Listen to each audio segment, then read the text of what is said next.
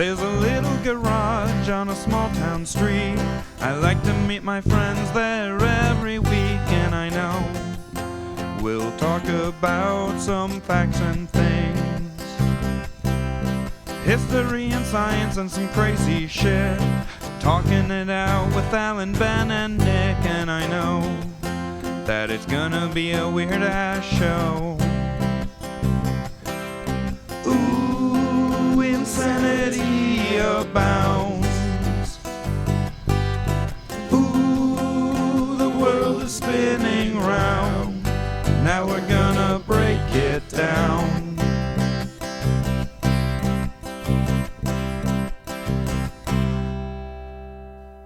This whole idea for today prepped, where I was going to borrow your black cloak, and I was going to have, when the camera opens on us, whether or not we actually get video to work for, posting ever. Right.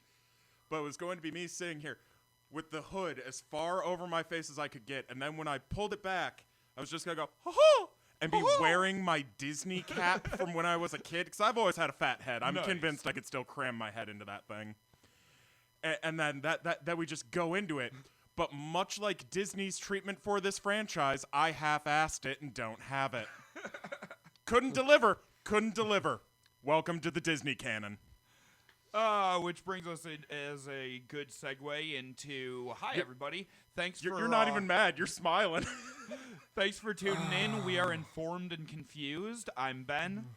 I'm Nick, and I have to make this entertaining for me somehow. And I'm Alan, and this is gonna be a long session. You knew what you were getting into. I have an extra beer for today. This is the Kessel Run without a navigation droid. For those of you who are just joining us, you really should go back and listen to the previous two. We've been talking about Star Wars for the last 3 weeks. And, last 2 weeks. This is number 3. I don't know. I could argue machete order for our trilogy. We started with the original trilogy, moved on to the prequels, and, today we're talking about Disney. Otherwise known as episode 7, 8, and 9. Or the sequel trilogy, whatever moniker you wish to use. A Newer Hope, the movie that shall not be named, and the death of a franchise. I'm going to hold up our rules here for if and when we ever get video working. But, hopefully soon. The biggest change. We start video in the middle of this series just because. That's got our energy to it. Yeah. The biggest change from what we used for the last 2 is I got rid of a redundancy. Rules number 2 were essentially the same rule. They really were. They kind of were.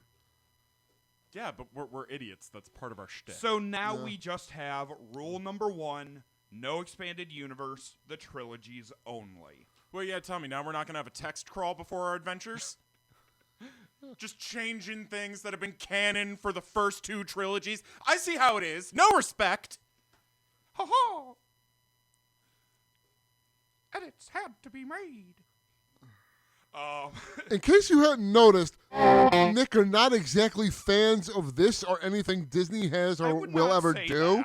Actually, I absolutely love the Epcot park and the original idea behind it. I grew up on Disney. Well, I meant within the bounds of Star Wars. I'm also actually a fan of Walt Disney's one quote about himself in relation to his legacy.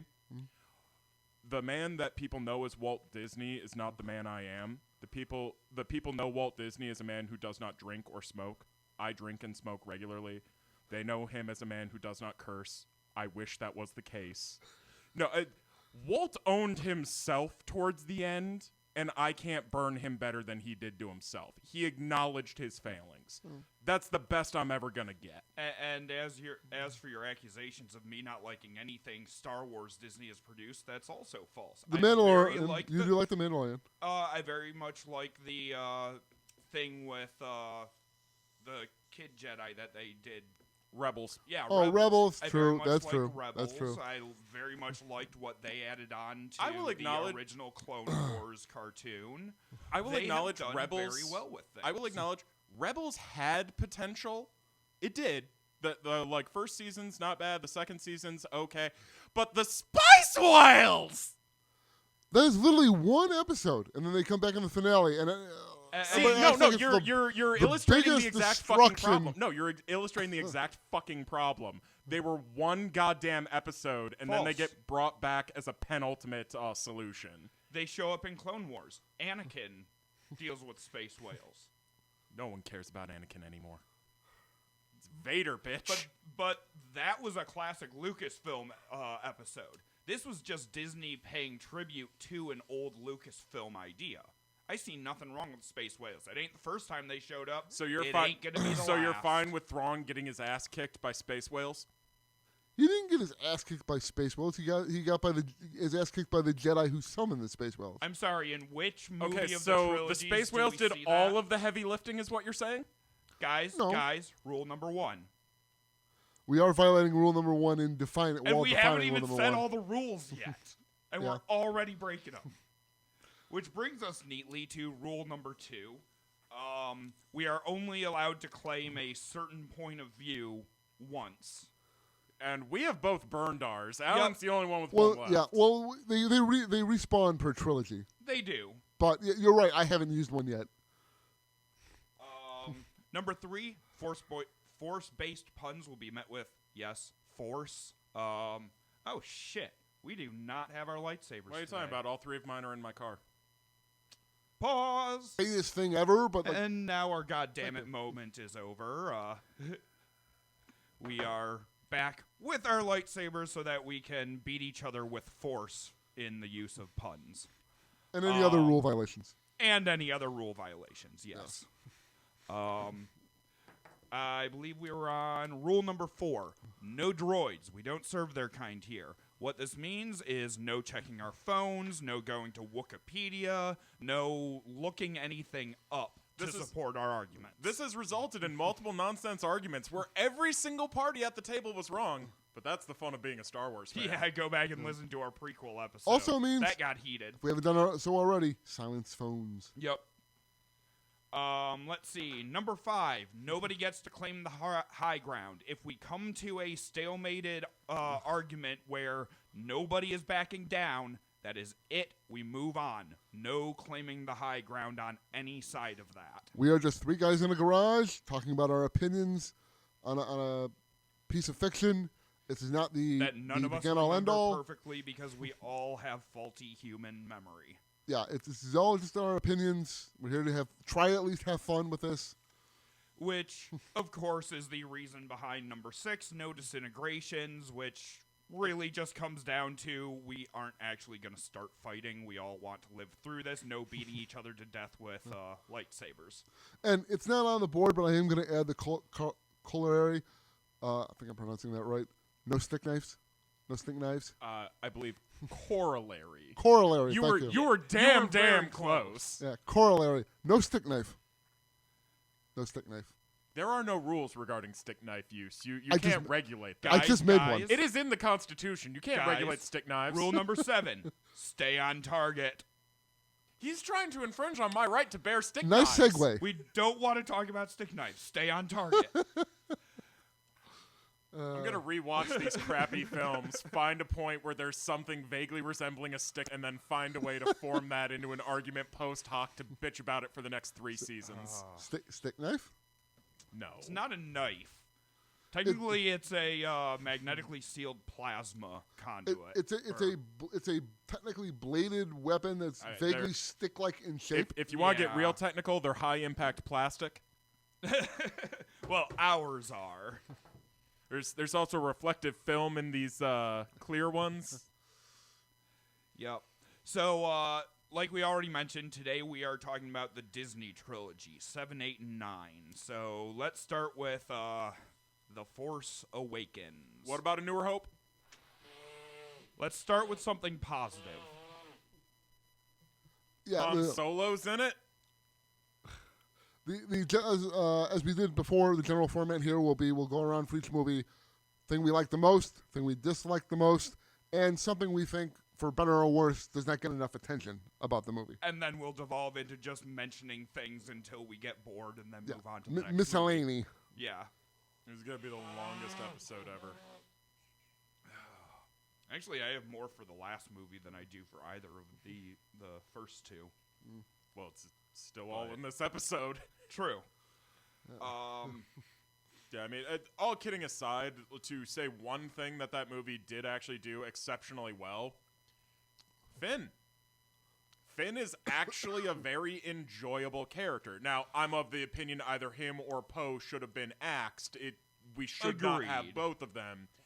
But Finn is a perfectly serviceable character. He actually does a good job in the first movie. He has lots of character growth. He's a good you projection. learn a lot about him, much more so than you get in any of the following movies. He's a good self-projection character for people who are new to the franchise, like little kids, where like their dads are dragging them because their dad was big into it back in the day.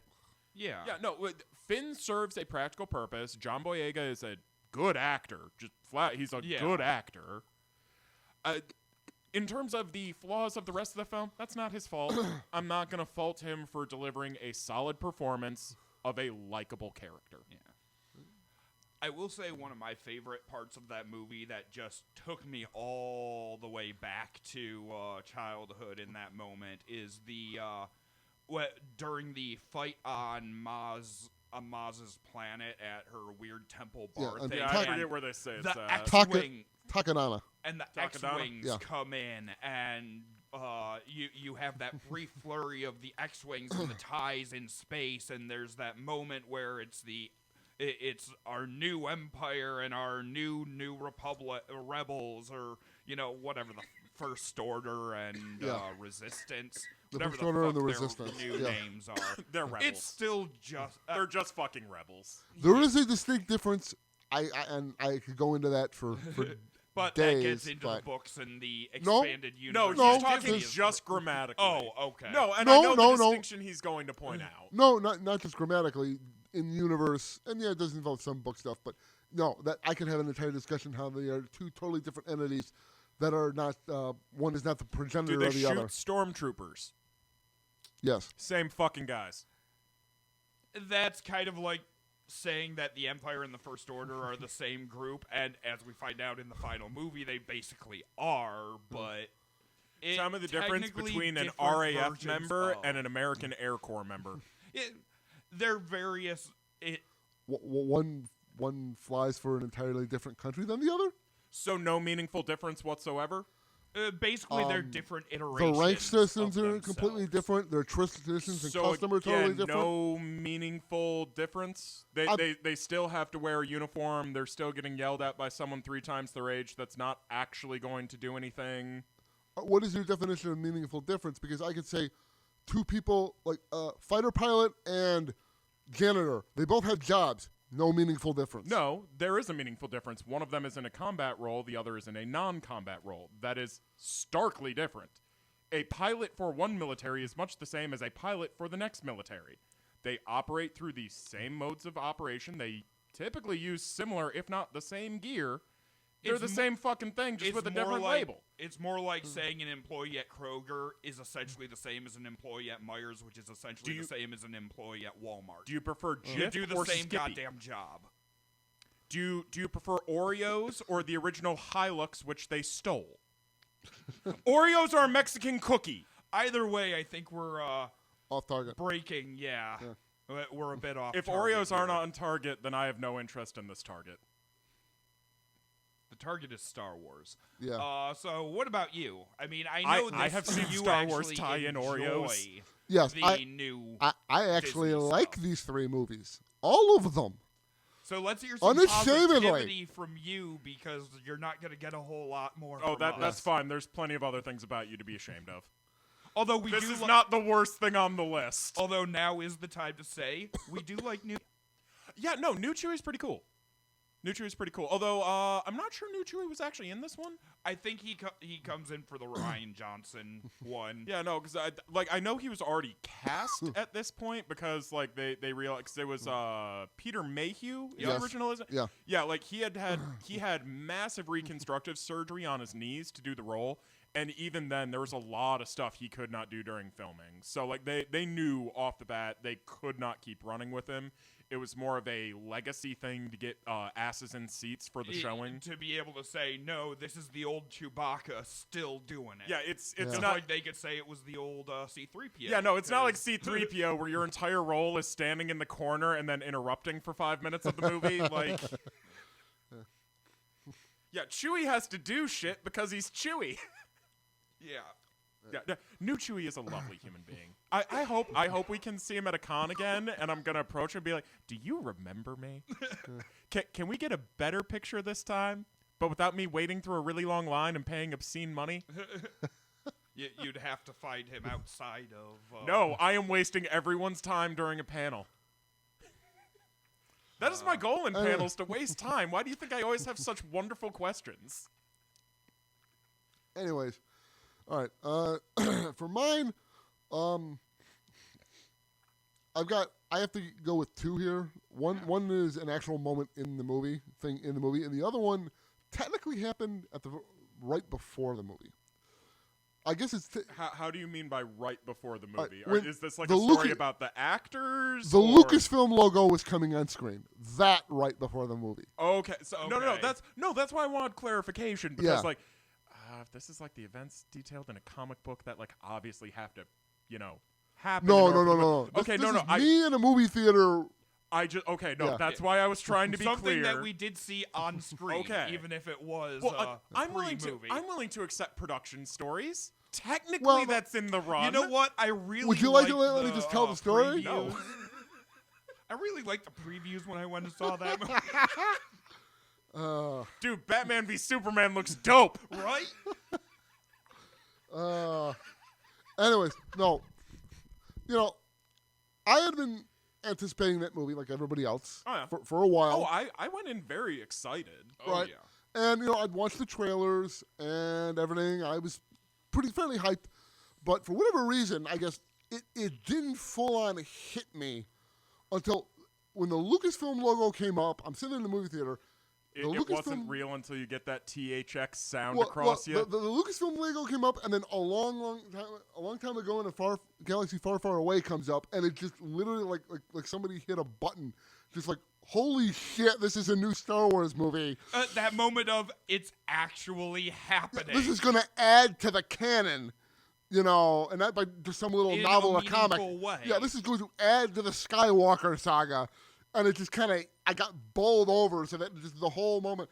Combine that with hearing the music for the first time in God knows how long, that in and of itself was one of my best Star Wars experiences ever. I have trouble.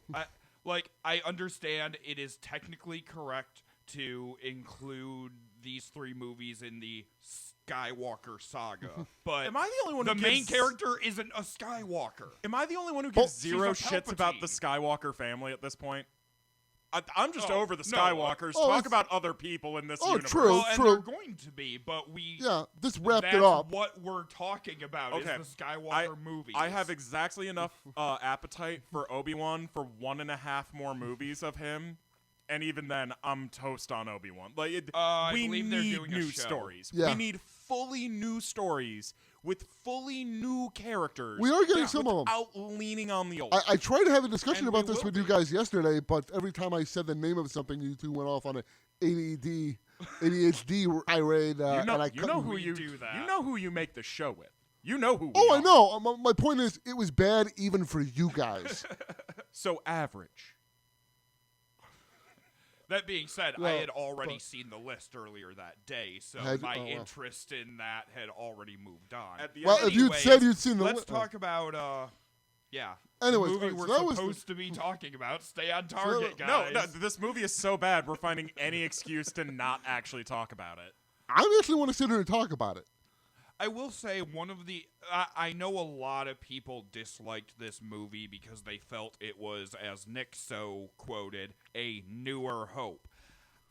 Yes, there were similar themes, but it wasn't a play-by-play. Right, at the end of the day, flat-out shots that were stolen. All right, at the end of the day, that was a feature, not a bug. It was done deliberately that way for a to reason. remind people Because of the a new taste- hope. They le- felt lest it had we been f- so long they wanted that bit of nostalgia they were Well, playing. not on. just that, but you got to remember, we're all focused on the Ryan Johnson, Kathleen Kennedy hate these days. Back then, I'm not. the fandom is that people were still hating on the prequels back then. Oh yeah. And they were afraid. They really wanted. They were afraid with these new movies that they might turn into another version of the prequels. And so he wanted to come in Still shit on and the prequels. I mean, check out Yeah. our last episode. Yeah, there's a problem with this mentality where they're trying to avoid a predetermined outcome, which guarantees they're going to hit it, because all they should have been focused on was making a good movie and say, fuck you, if you don't like it, I don't care, I made something to be proud of. Agreed, but true. But my point is that was the intent, was to create a nostalgic work. So you can't. I mean, you could say you don't like that approach, but you can't treat it as a fault in the storytelling because it was a fine with deliberate it if they had attempt. actually added anything. They played the same notes and expected the same response, and, well, they got it out of half of us. Well, it became the highest grossing movie of all freaking time. I'd say And that's pretty really successful. doesn't mean shit, because that happens like every other year, and when you actually see shit adjusted for inflation, nah, It's Wizard still- of Oz usually still comes out Yeah, ahead. it's still at the top of the freaking list, though, relativistically. even when you adjust for inflation. And the point is, a lot of people go by ticket sales, man. And a lot of people didn't like it, and there are people that genuinely went and hate-watched this shit. can I point out that a lot of it was because it was the first new Star Wars. People were curious. Secondly, people were going to hate it no matter what Disney did with it. There are members of the old fan True. base, as you can clearly see, who were determined to hate it just because it was Disney. True. And as you say, people My smile went and didn't hate fade watched until it. an hour 15 in the movie. Don't put that shit on me. I went into it optimistic. You're the one who mentioned people hate watching. That was the only reason I gestured in your direction. You brought up the... Yeah, and I didn't I go was and buy gi- a second ticket just to be frustrated by it. No, I was giving you credit for bringing up that part of the argument. yeah, he was simply acknowledging you were the one who started the discussion. He wasn't saying you were a person who in that category. The direct follow implied, I apologize. I assumed. Yeah, no, I was merely giving you credit for your portion of the argument as I was giving I interpreted Alan it. his I portion. interpreted it a different way. I apologize. I'm not burning one of my Rule 2s here, Points guys. of view, Let's folks. What the move fuck can we on. do about it? The Jedi are evil. What else can I say? I don't know. Let's move on from this discussion. All right. Anyways, my actual moment from the movie. Anyways, That's right. You said you had two, and we have just been hardcore derailing you from getting to the second one. yes. Well, I haven't exactly been I've been enabling you two. I've been right there. You do that a lot. I love you for it. To be honest, I don't think. Alan, please Anyways. get us back on track. All right. I think And- I've been the most on target this episode. Yeah. No, definitely Alan, because you've been engaging with me more often. And Anyways, it's still not letting Alan go. the battle at the end where Kylo Ren is taking on Finn, and he takes him down. Oh, in the woods? Yeah, and he goes for the lightsaber pull, and it goes flying past him, and then Rey catches it, and then the Force theme comes in.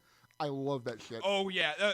That moment of triumph, quote unquote, that was the everything looked horrible. The big bad guy was getting ready to just straight up slaughter Finn, and here comes our heroine. Now, I will get to my issues on Rey in a little bit, but Just- I will agree that moment was a You know, definite high point. It's a cliche type thing, but I like it, and just with the Force theme coming in there, it was just a really rising high kind of Oh, moment. I in the actually movie. have Had a something moment. nice to say about this scene. Yeah. Yes.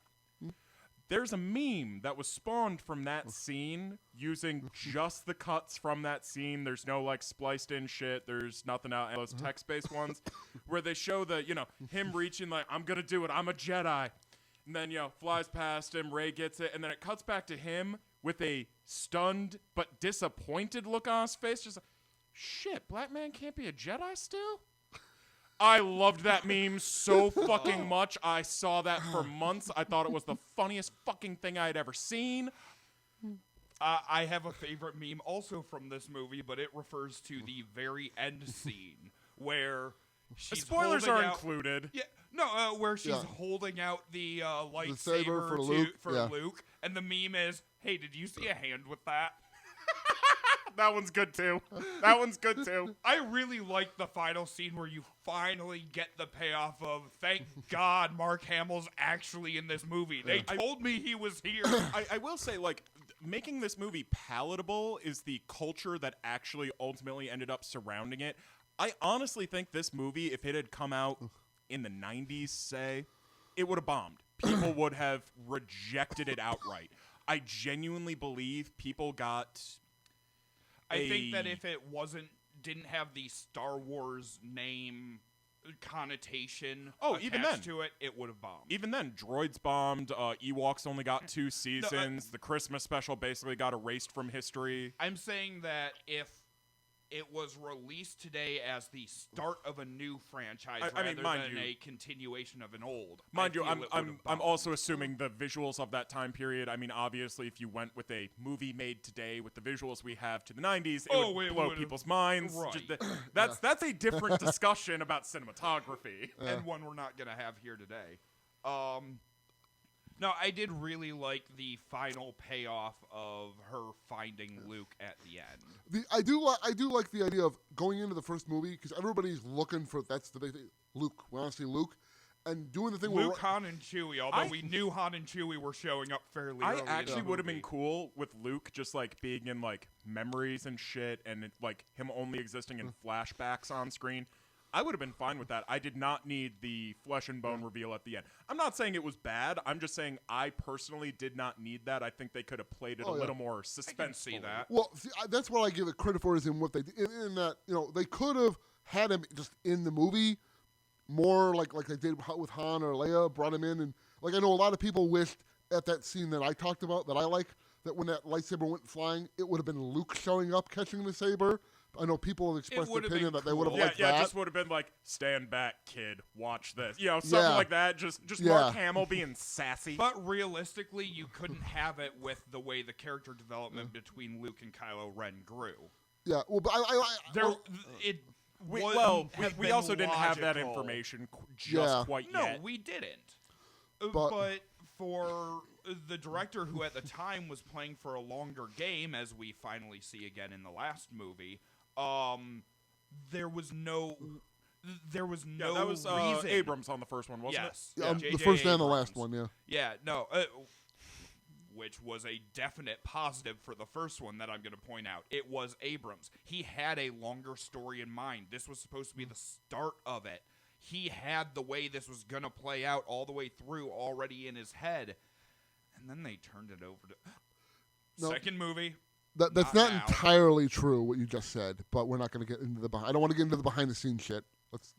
Content of the movie. That's a whole nother... Well, I know originally that's an unending hive of scum and villainy. Well, and I'm pretty sure originally they planned to have a different director for all three of them. I had heard that originally, and I thought that was the worst plan. They were supposed to be working together from the very beginning, I thought. That was the problem. It was Colin Trevorrow, I believe, was the third director originally on I believe so. the third movie.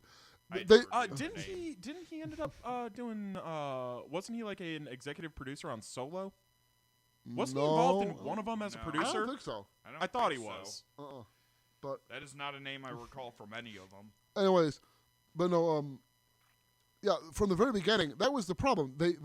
I see what they were going for. It was the idea of, because like what Marvel had done with their movies, where each movie is kind of its own genre, like how Winter Soldier is a spy film and Ant-Man's a heist movie and all that. They were different heroes get different flavors and therefore different directors. I think what they were going for with these that's was... how you can repackage an origin story 5 times and still get people to pay for it. Exactly. They wanted each movie to have kind of its own flavor or whatever, so they're going to with 3 different directors and them kind of doing their own thing. The only problem is they took too much of their hands off the reins. Yeah. And they didn't, so that by the time Rian Johnson came and did his thing, it was like, oh, well, he went in a totally different direction, even though he is building off of what he had in the first one, and then they said, all right, will JJ come back and bring it around back the other way? because of the backlash against the second one, it just got all Abrams crazy. set up so much stuff for the other directors to work off of in that first movie. Oh, and yeah. I feel that is definitely a positive point. He left a lot of threads hanging at the end. He left a lot of things to work with. He did his job in setting up a new series of stories. And that's the other reason I can forgive, it just and a didn't lot of pay people off very well. you can forgive the Newer Hope thing, is because it was movie number one. It was a setup. It was to get us back into it.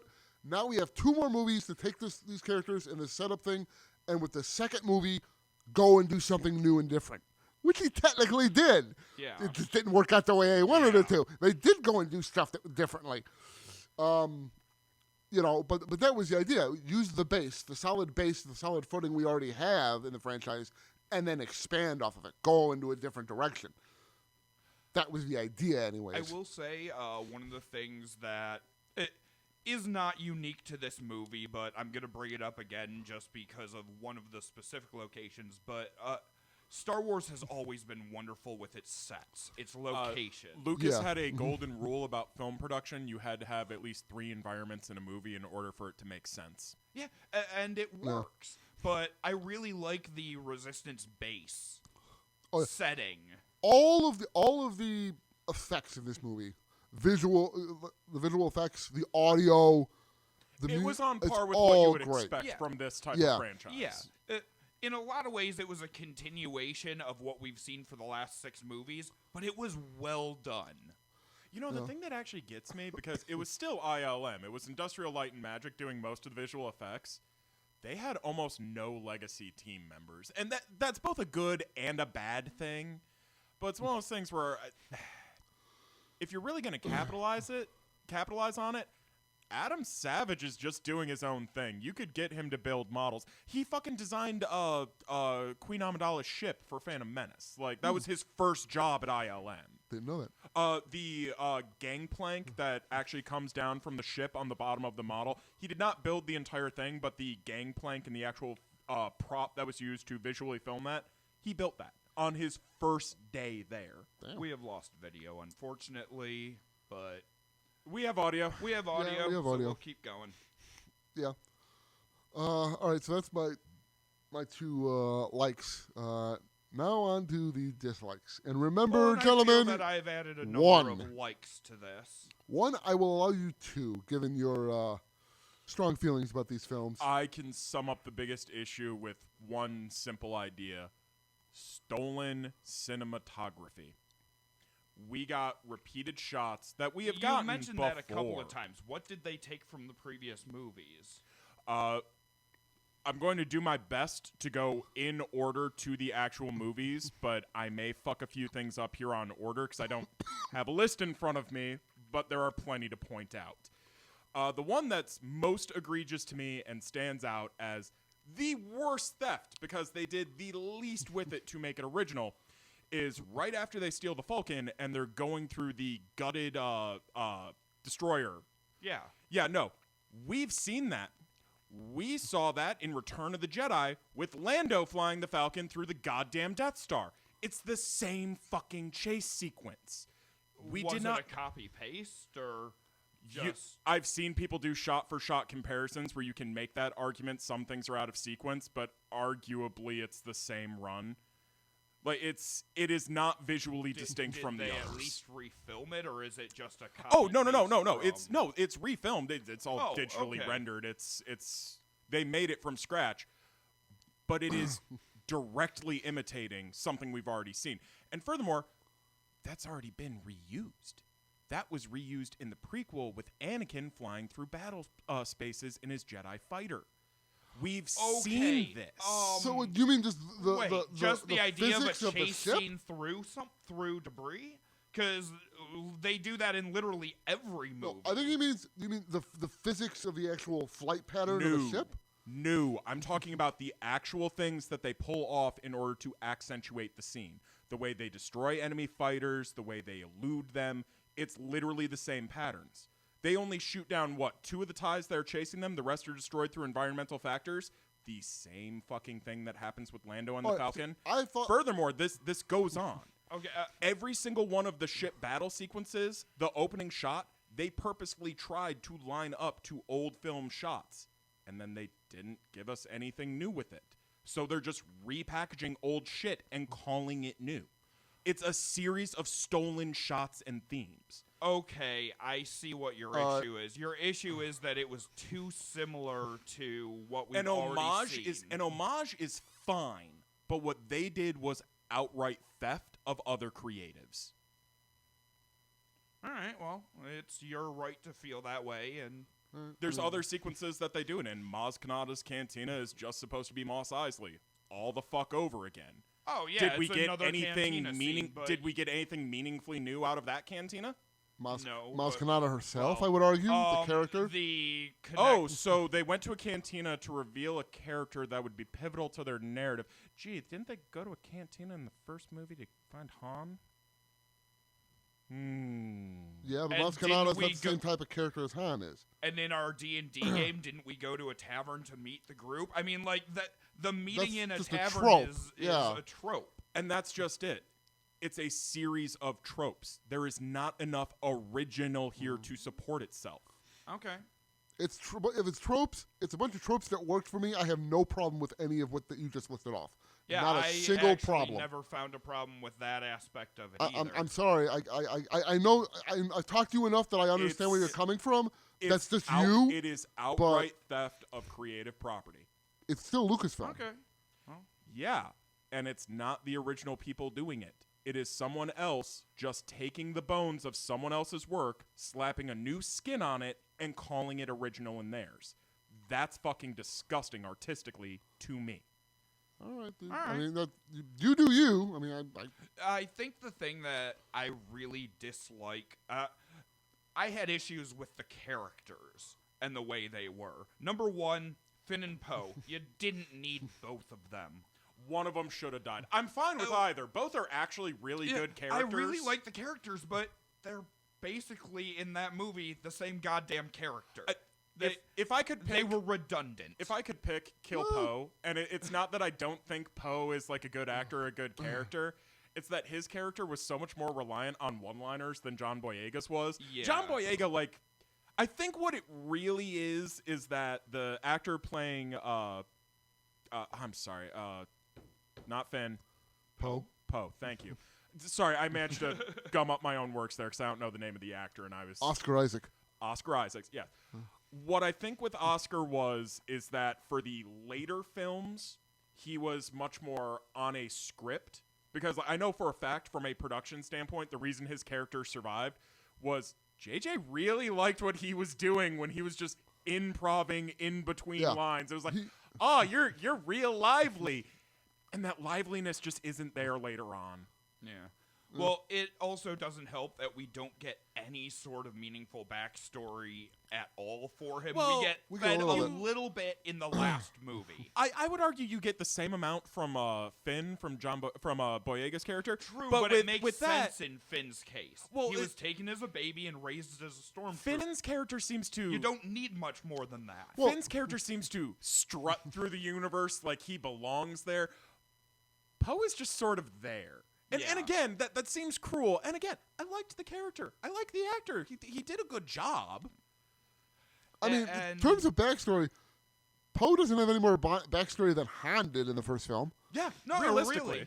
Yeah, I mean, it's so... Pretty much everybody, you get like a 2-sentence like sub-description. Like Luke, moisture farmer on a desert world who believes he is destined for something great. Well, and you can boil them all down to those it real works simple for them. descriptions. Backstory is not really an issue for me. It works for what we're presented in film. Oh yeah, but I have several issues with the way Rey is portrayed throughout this movie and Well, keep it to this movie. all of them. But I was like 80% okay with her character after the first movie. the first movie is the best you find her at. She's just discovering her powers, but there's this weird connection through the Force that's super powerful, and in a lot of ways, it was very much the way we saw Luke at first, because I was you convinced- can't call her a Mary Sue without calling Luke the same. yes, Luke went through a whole lot more struggles to attain any sort of realistic proficiency with it. You can go back and look at my earlier comments about the lightsaber MacGuffin issue. But Oh god. I You feel will not let that die. Never. No. But I feel that she jumped to proficiency faster than she realistically should have. She didn't really have to struggle to gain her force power or anything. It's just she picked up the lightsaber for the first time. Yeah, she was a and phenom from day one. Yeah, which admittedly there are people who are born geniuses. There are people who are just born talented. Virtuosos exist. Yeah. Yeah. And but that kind of took away from her character as a whole for me. It made her into something that I couldn't identify with personally. See, the reason I was still so okay with her is just by what's presented on screen in The Force Awakens, combined with what you know of the previous two trilogies. No extended canon to, explain how the Force works. None of that.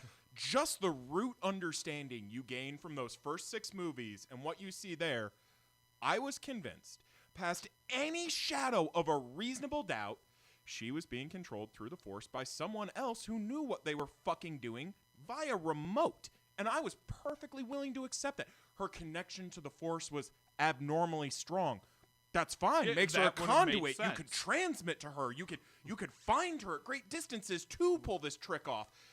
But to just have all of these talents inborn. And you could argue that Rian Johnson went exactly that direction with Snoke's control of forming them. A little bit. Yeah, I will actually give but credit on that end of it. We'll talk about that later. The next one, yeah. Yeah, there's narrative problems past that, though. It's not that his plan was bad. Execution was bad. Yeah.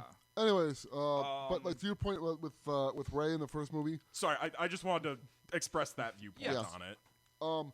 The whole Mary Sue thing, which I don't I think hate she that is. term. That's a really derogative term the whole- for what she Yeah. really wasn't. But The whole her having easy access to her Force abilities, which I can, in hindsight, chalk up to, because I always figured they would explain it later on, and they do, between the dyad and the fact that she's a the fact that she's not the just- granddaughter of the well, Palpatine not only line is she a granddaughter of Palpatine, her father was an aborted attempt. Well, this is that kind of gets into does the books. does We the don't visual really see dictionary that, does the dictionary on the movie count as an expanded universe?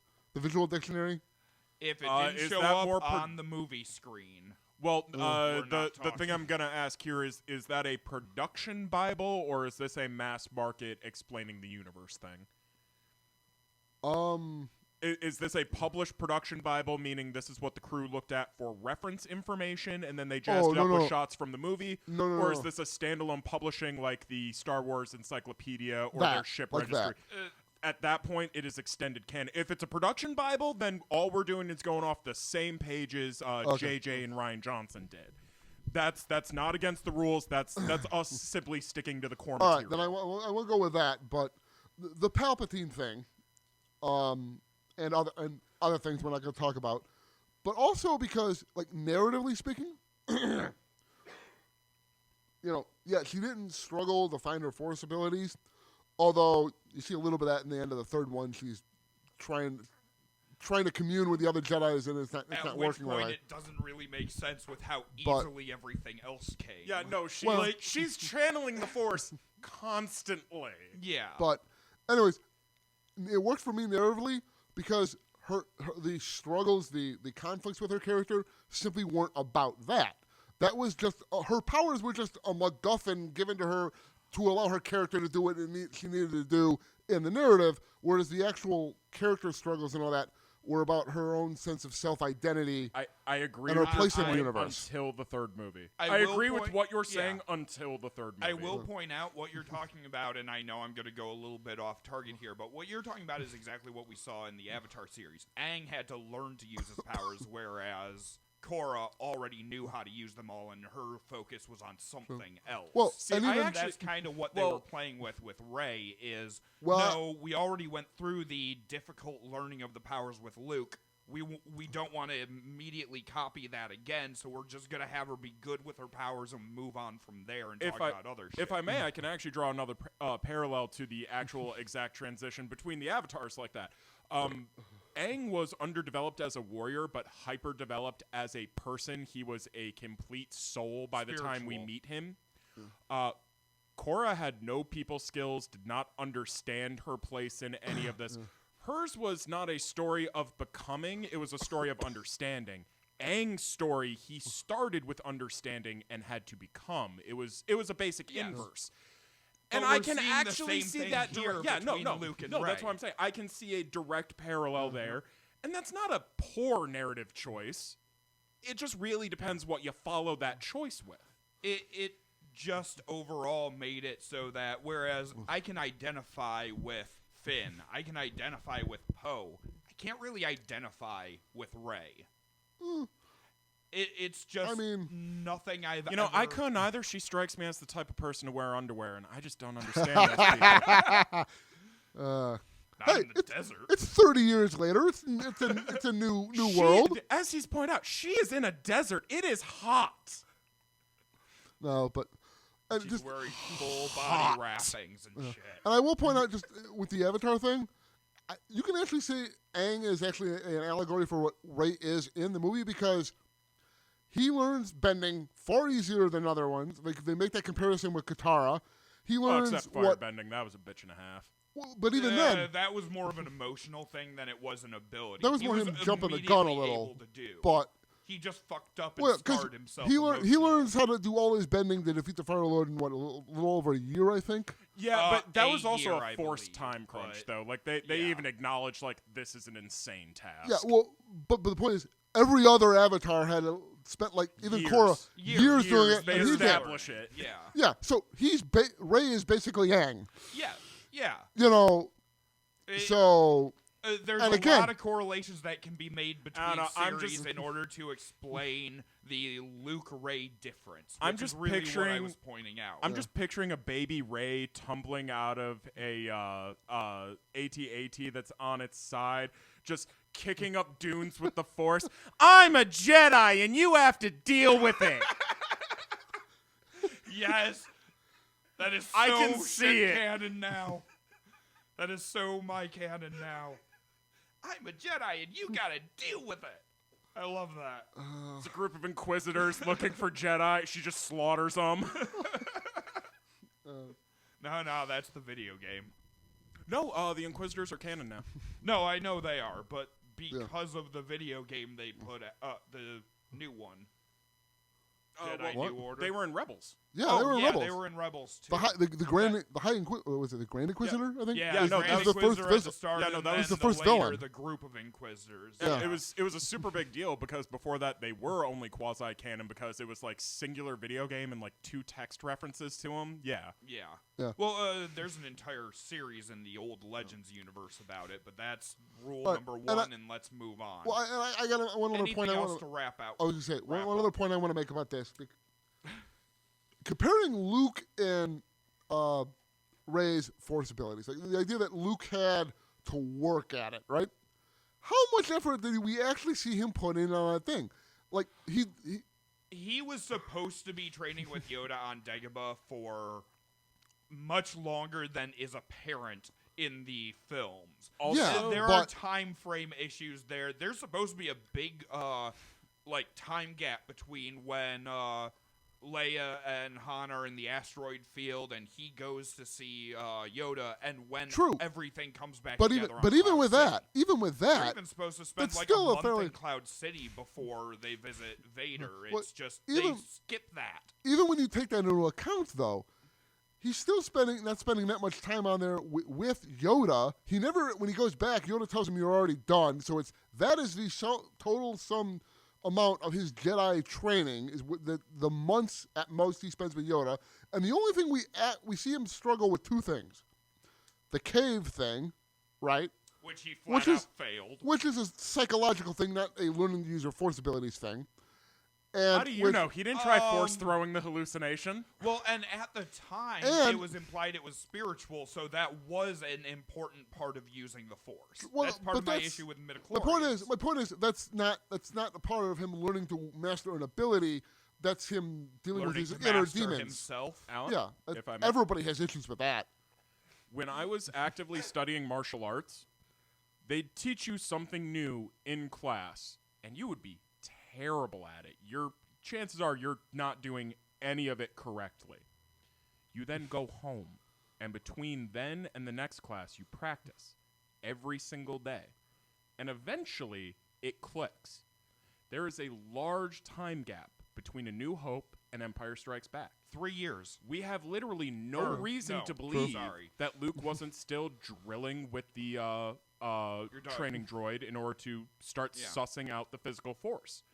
From there, it's just a matter of brute forcing it.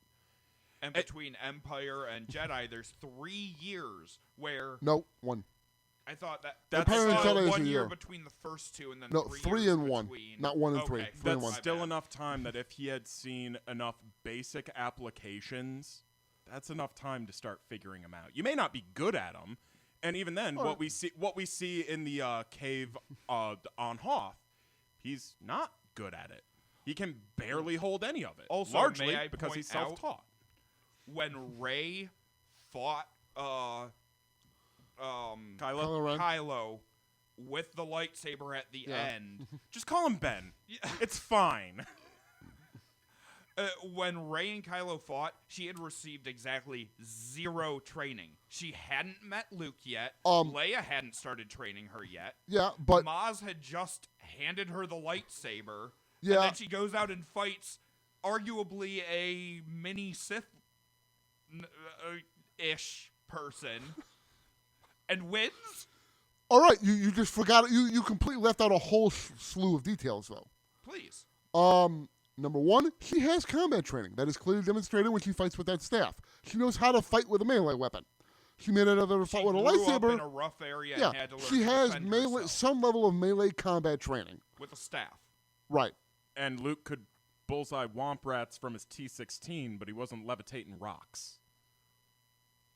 She doesn't different do things. that until the second movie, I don't Yeah, the end of the second I don't movie. think she actually has any telekinetic No. usage of the The only Force thing, in the only first force movie. thing she does in this movie, She gets is- the visions, well, yeah, that's which not I her. blame That's on the lightsaber, not yeah, that is the force acting on her, Exactly. not I'm the other cool way with Anyone around. else that. feel like that went exactly nowhere?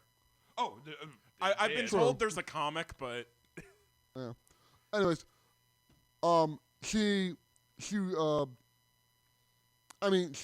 fights with a lightsaber, which again doesn't have to be a force thing. You can make the discussion about her flying ability is enhanced by her force abilities, which even Anakin had that as a Anakin could little do that before boy. he trained. That's enhanced not- reflexes. That's what Yeah. that is. You That's don't really not an see ability. the weird Mary Sue-ness in this movie as much Yeah, as you the- do No, in the later one. this first You do movie, get it. it's Yeah. entirely plausible that someone is projecting to her. And Yeah. it makes Well, perfect sense with the what only we've seen the before. only force ability, there are 2 force abilities she uses in this movie, straight up.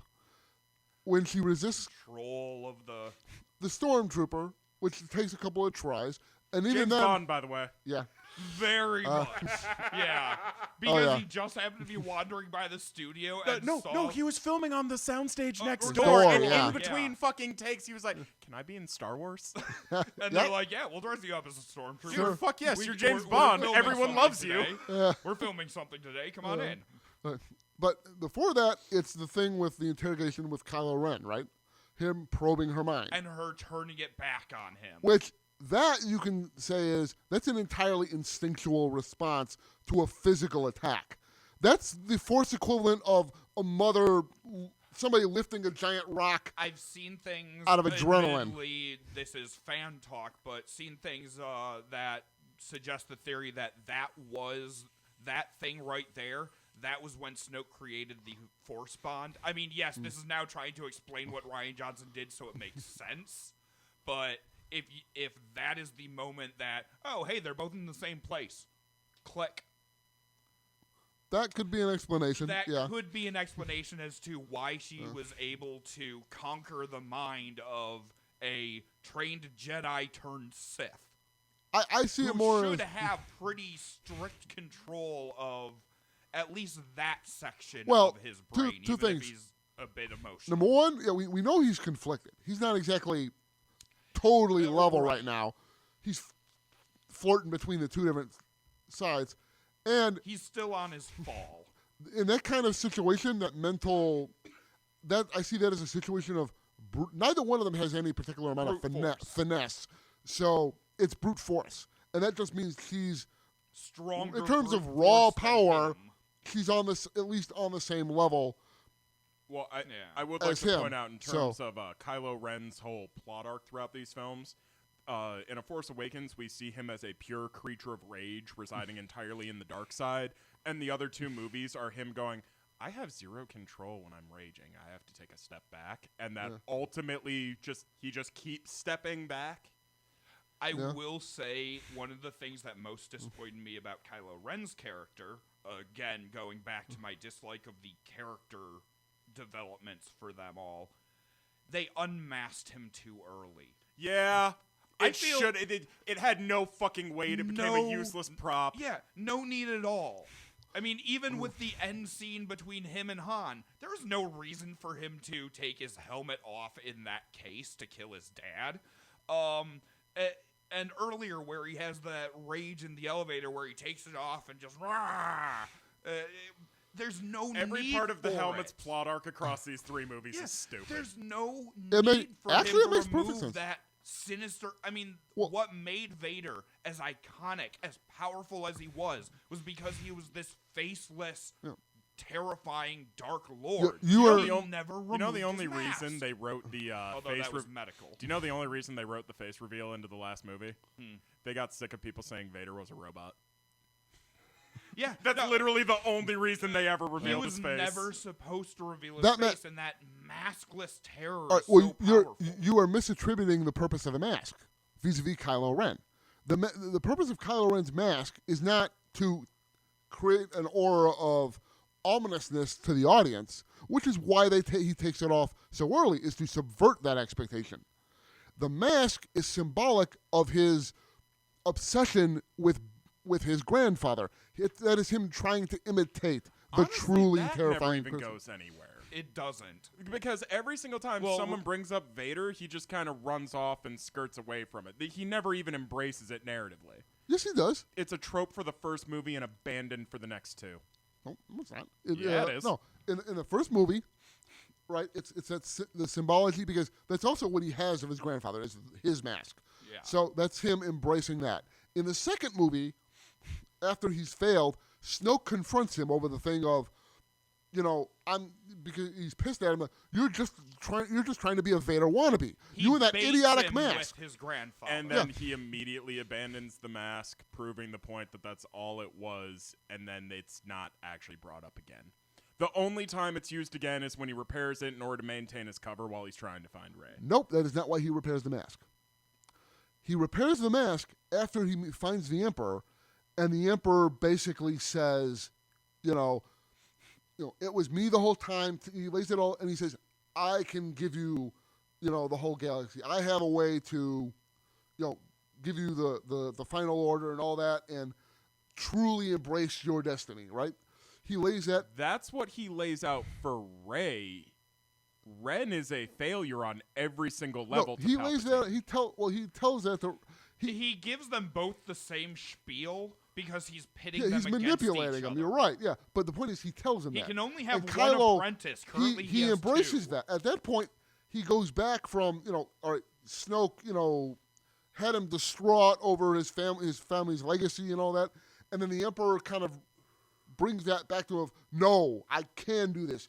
I can finish what my grandfather started.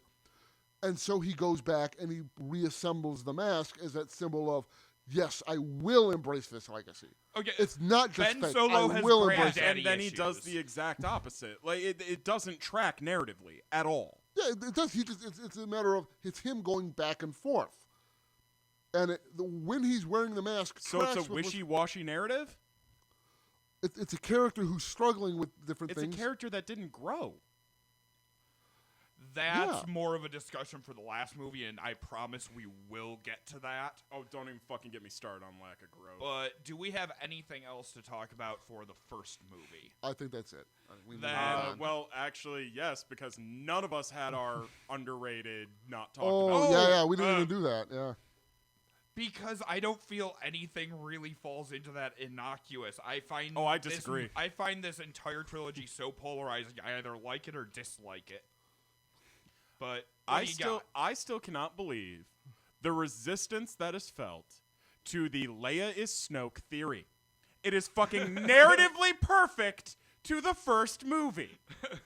Yes, kill Han Solo for leaving us. I mean you. Kill him. Yes. Kill your father. Leave your mother be. She's probably what. You know what? Call your mother. You cold? You look cold. Put on a sweater. Are you eating well? From what you see in the first movie, that theory does definitely work. My But absolute it was shattered in the second movie. I don't care because my absolute favorite piece of evidence to support this, somebody overlaid a photo of Carrie Fisher onto Snoke and the basic skeletal features line up for like face mapping software. Oh, it's so funny. Well, if Yoda was based off of Frank Oz, maybe they based Snoke off of That is so Carrie mean to Carrie Fisher. You're the one who said they were the same. Yeah, and Snoke's an ugly disguise. I'm not saying it looks like Carrie Fisher. Thought that was kind of exactly what you said. No, But I'm saying anyways. narratively it made more sense for Snoke to be Leia. Just given what is shown in that movie. In terms of all the fan speculation that went around with this movie. You know, I would have dug Leia as the ultimate villain. After what Luke good did, theory. denying her a chance to talk to her father in some sort of meaningful manner in good Jedi. theory. Alan is so pissed at me for mentioning this for the umpteenth time that he's just silent at this point. I just don't understand why you like this theory so much. Because it's so much better than what we got. Okay, I think that will wrap up Force Awakens. Yeah. So let's move on to Ryan The movie's so Johnson's bad, piece no of one shit. even has a joke name for it. Like, people at least affectionately hate Attack of the Shit. We don't even have a good bad name for this one. That's how much people hate it. It's just treated as non-existent. You do realize there are people who really like this movie. Yeah, and they're called wrong. They're usually the ones who don't like the first and the third movie, especially the first movie. The people who don't like the first one often will like the second one and vice versa, because of the complaints. The people who complain one being too like the original like the fact that was Ryan something Johnson went very totally off the Yeah. walls, and then other people for the exact opposite reasons. Let's see. I'm honestly failing to remember the name of this one. The Last Jedi. Okay. Come on, dude. Thanks for feeding my point. Well, that's because I you two dislike spend so this much time movie to the calling it. point it's No, the one we're I not watched calling the it anything least. fake because, again, no one even puts enough energy into the hate on this to come up with something original because it's not fucking worth it. Well, you guys always keep referring to the second Disney movie or Ryan Johnson shit show or something like that. You're Because not I can using the never actual remember name. the goddamn name of it. It's just I don't know. blank spot seared in my A mind. large for portion whatever of the fan reason. base has tried to repress the memory of this film. And I don't understand why you stand in such opposition to just the observation that people genuinely fucking hate this movie. I get that people hate the movie, but it's like you forgot the name of the movie. Like I don't know. It's not even a good movie. On There the are merits plenty of of being a movie, there are it's not plenty even of a good shit. movie. There are plenty movies I don't like that I know the names of.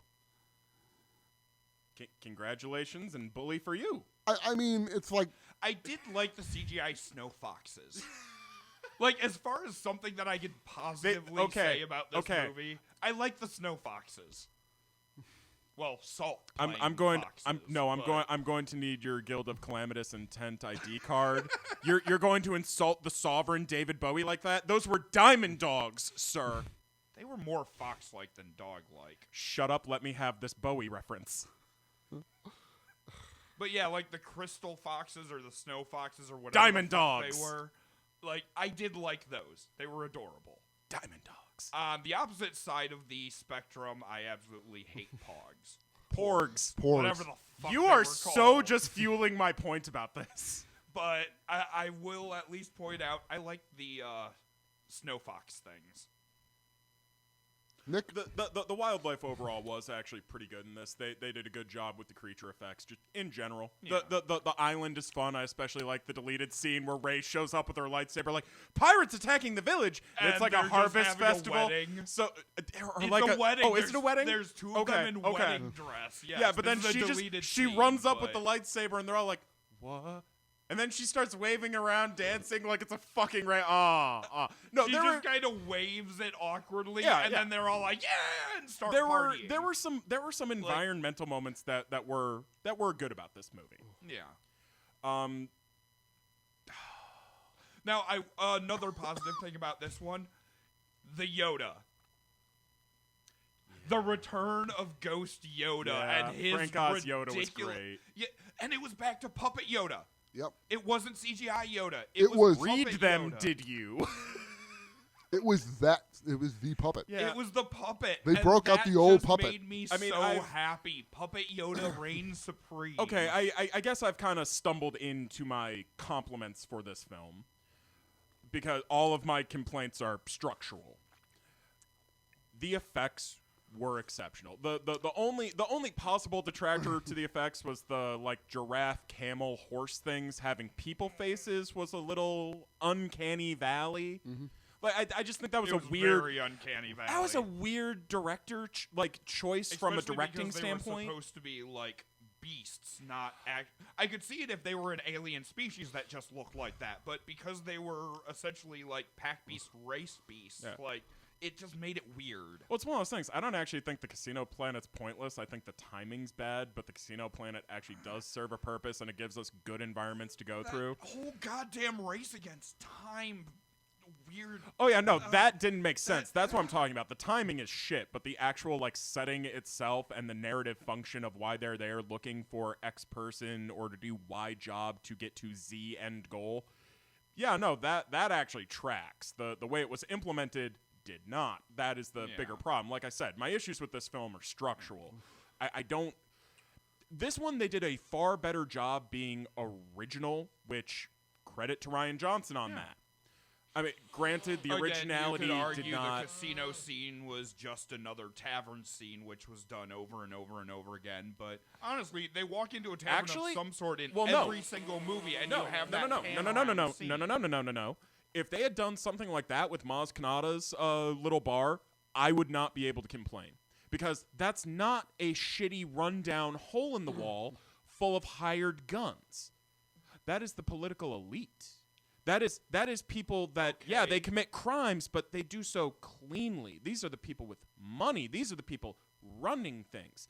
That is a different fucking place. Then do you have an issue in the prequel trilogy when Anakin and Obi-Wan run into the bar and it's that exact same because again, they're not out in the middle of nowhere in the only bit of environment in a desert. They're in a middle-income working-class bar in a neighborhood and full of Maz brothels Kanata's- and gambling houses. And Maz Kanata's was on a jungle planet at an outpost. Still totally fucking remote in the middle of nowhere with no civilization in sight. It's the same fucking thing, just swap the backdrop. I just don't understand your resistance to it. It's completely different because it is different to a factor of scale. All right. Fair. Yeah, no, the effects were excellent, especially the creature effects. For my favorite part of this, I'd probably say the bit with Luke at the end. The Luke Kylo Ren standoff. That fight is pretty cool.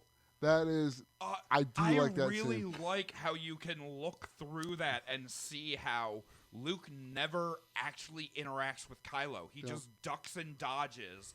And he doesn't leave footprints And, either.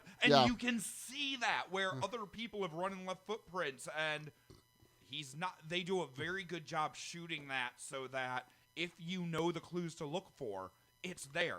I also really like the fact that this is an actual Force ability that Luke learned through the old Legends universe that I thought Disney was going to write out entirely. Yeah, the Falanasi or Falanasi. Yeah. Falanasi Force illusion. plays a major part in the old Legends universe because it was one of the more obscure talents that Luke had learned. The fact that Disney has brought that Oh, through he did read the books. and made it Yoda was cheeky for nothing. No, he learned that one from training with a Force You're right. acolyte. You're right. Mark Hamill's no nerd. He would never read a book. Yeah, He's no, Mark Hamill.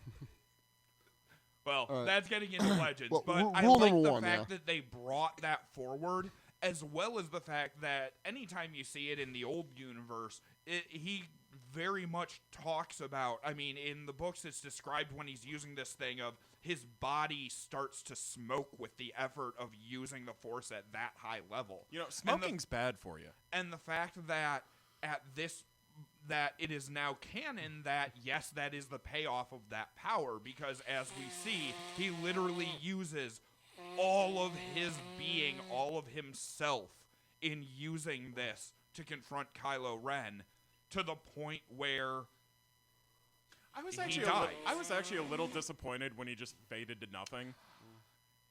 uh, Like, the majority of other Jedi leave bodies. We've literally only seen this happen learned to it- one other okay. dude. he learned it from Obi-Wan, who learned it from his master. Qui-Gon got burned! The fuck you talking about? Qui-Gon got a pyre! True. But Qui-Gon was the one who came back and taught Obi-Wan to do it. Obi-Wan did it. Yoda did it it. still super bothers. Okay, you're right. And you're they right. both but showed still, up as blue two guys. ghosts we to see, Luke. We see two guys pull that trick, and every other canonical All right. Jedi And gets those burned. two are the dead people who teach Luke. The bottom line is only one person ever technically does it themselves, and that's Qui-Gon. Qui-Gon figures out how to pull that shit on his He own. doesn't. He No, gets he- a funeral pyre at the end of Phantom No, Menace. I mean learns the ability to Oh. come back from the Force as a ghost. Yeah. And then after that, it's always somebody teaching it, or I think like in the instances like you see here. Well, technically, Well- Yoda met the Wills, but And that Well, can yeah. be retconned by KOTOR, but But it was that's not Qui-Gon this who discussion. brought him into But the point is, it's always somebody else. Other than with Qui-Gon, someone else always has a hand in that person teaching the coming new back. person how to do that. Yeah, or like I think like with So- necessarily maybe even with Leia Star or Wars 37, Attack of the Ghosts. with Blue versus red. I'm down. with like I would pay money for Disney to make that one. with like Ben, who I Red don't think versus blue, just with Star Wars. Stop interrupting him. I'm sorry. like I don't think Ben Solo or even necessarily Leia knew how to do it. I think they got if you've ever watched Stargate and the Ancients of Stargate, I think they got some other side help in bringing them into the Force. Luke definitely had help. You could argue that because Luke's blue ghost was around in the last movie, that there's a legitimate reason for both Rey and Ben to have learned it. Yeah, well, because I tend to think that Force Ghosts have the power to help other people become Force Ghosts. Force ghosts have the power of speech. That's learning. That's information. Well, I and mean, wisdom. even after even after a death, proper I mean. mentor who can teach you what you need to know. I mean, that's repeated throughout the Star Wars universe. If you're a Force ghost and you're non-corporeal and your ass itches, can you scratch it? It's a non-corporeal ass show, sure, why not? Yeah. My issue comes in the next movie that I'm not going to rage about yet. Well, none of us have brought up the hold-on maneuver yet. There's plenty of rage to be had here. No. Okay, But, one other we're thing. not all on to right, rage hold on. yet. One We're thing. still technically on positive. On my positive, one other thing I want to mention about that scene, just the effect of when all those ATs. There's actually a different designation for them because they're more in the advanced they're version. the but newest. yeah, They're the newest. I forget what it version. is. Yeah, all they look open, more like gorillas than camels. yeah. Yeah, that really bugged me. Why Really? the I thought curled that was great. feet? Oh, I figured it so there was like cutting material and shit like All I built can in un- so that they couldn't wire wrap them like they could Actually, with the older what I models. think it is that if it had to climb, they could unwrap and grip Possible. and possibly climb up. Well, it's one of those mountains, things. It could like serve that. numerous I mean, purposes. We Yeah. have no fucking I clue. We just- saw them for what, 45 seconds? Yes, I couple know of it's- minutes.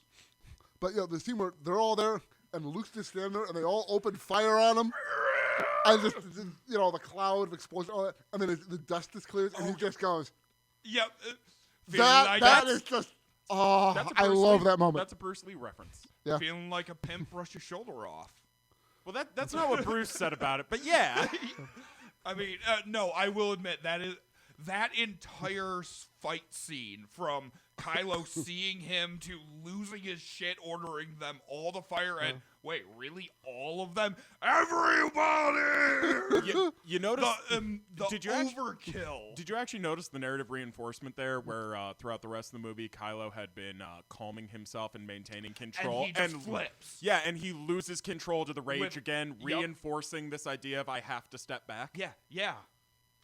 Interesting narrative. Like I said, my issues here are structural. It's a bad movie on its own merits. There are things that are good for Star Wars in it, but it's not a good fucking movie. Is there anything else positive at this point, or shall we move on to our Oh, rage I mean, stuff? I can go on to positives about some of the stuff you guys are going to rage on. Oh, we'll give you a freebie just But- because we're gonna beat this thing to death. Right. Let's see what else I like. I do like I like the entire scene in Snoke's throne room, I guess you call it. That entire interaction, including the fight, I found interesting. I Not heard the best. issues about that There's fight. two That's errors nothing- in the fight choreography that once I'm they were aware. pointed out to me, I couldn't unsee. Right? The dude who just drops his weapon is my favorite. The one that doesn't get hit, you know what? Mm. There's multiple times in Star Wars where that shit happens in a background shot, so fuck in that. one of the I don't care original about that. scenes where Han and Chewie are running away and they're The being shot dude- at, there's like two that go through The Han. dude who mid-attack on Rey just drops his fucking...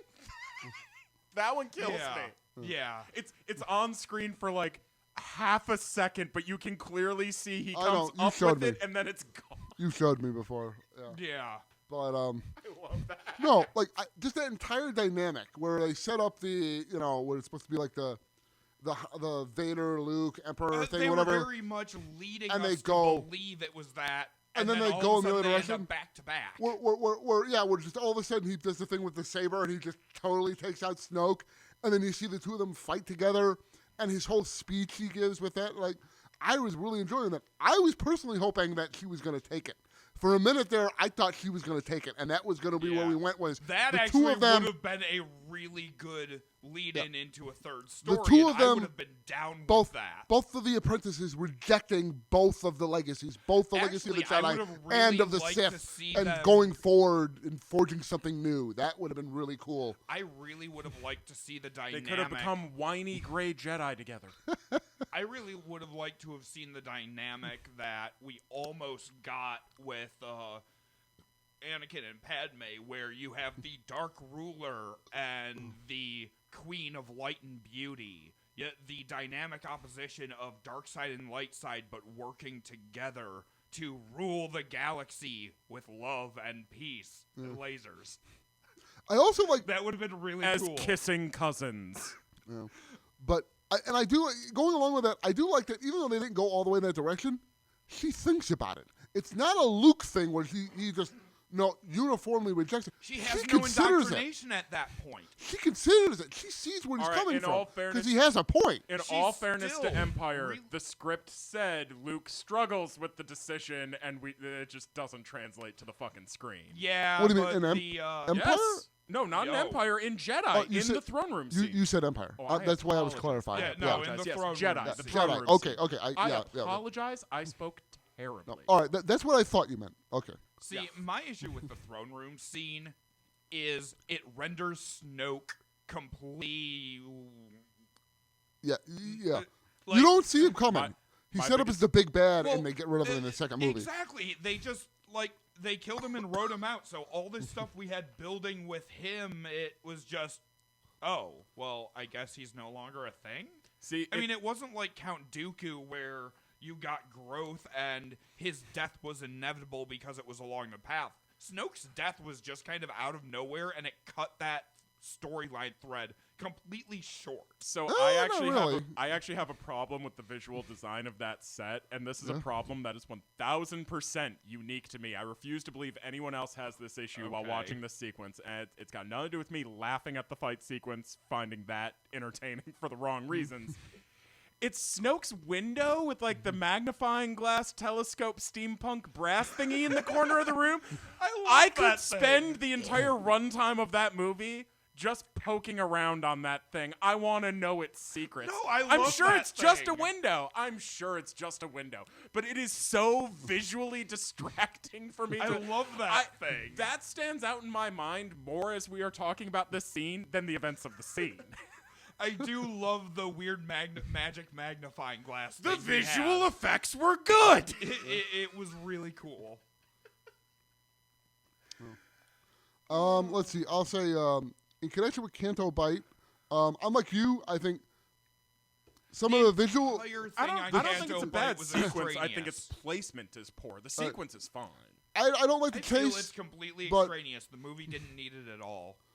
I think it works. It does what it's supposed to do. It gave us an environment. It gave us an environment, and it introduced one character that was going to do something later on. He could have just as easily been some sleazebag passing through wherever Well, the resistance that's what Benicio was. del Cameo ended up being. Yeah, no, like I like Benicio. He's an excellent actor, and he plays that part well. But the whole diversion to Canto Bite in order to add him to the party, it just I like him. feels forced, and I felt didn't need to happen at all. I don't know. To your comment about liking Mr. Benicio del Toro, I like him when he's trying. Do you feel he wasn't trying here? Dude, he didn't even keep the stutter consistent. He phoned this in I beyond did any dislike fucking the belief. stutter. He is an excellent goddamn actor. If you don't believe me, go watch Gangs in New York. And if you've never seen Gangs in New York, you're welcome. Yeah, no, he is an excellent actor. He is the type of actor who only works when he wants to because he is that good and commands a premium where he dictates He has the terms the of his life. ability to. Yeah. He phoned this shit in. This is why I refer to this role as Benicio del Cameo.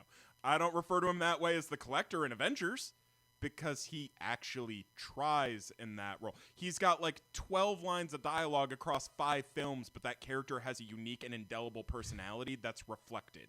Yeah. He didn't try. I can't tell that, but then again, I'm on record as being a horrible judge of acting ability. But Oh, that's fine. So, that's you know, fine. I was fine with it. That either. Yeah, and if that's not a jarring performance to you, enjoy it. I mean, the stutter could have been toned down a little bit, but that's a nitpick more than anything else. It's not even in all of his sequences. It's not consistent. Then again, I mean, people who stutter don't necessarily stutter consistently. But Usually there's a His specific was tick, really and his bad. didn't have a pattern. It was just sort of he stumbled on random words for what seemed like no reason. At which point that could be a form of dyslexia, but that'd be getting real hyper specific. I don't go that deep into it with the stutter. It's a minor enough detail. When I don't. he did stutter, it was really bad, and when he didn't, it was obvious. That's really the big issue with it. All right. Anyways, but I think his character serves a purpose. I would agree with that. Yeah. Like, I know some people- he definitely serves a purpose once they end up doing the whole thing. Because he makes 2 points, I think. Number one, when he points out to, I think it's the Finn, not Rose. Arms dealing? The arms dealing. That was a Yeah, good that's the point. Finn. That's a Yep. very good point. I like that they put that in Oh, there. it was necessary. It's not something that we get a lot in Star Wars.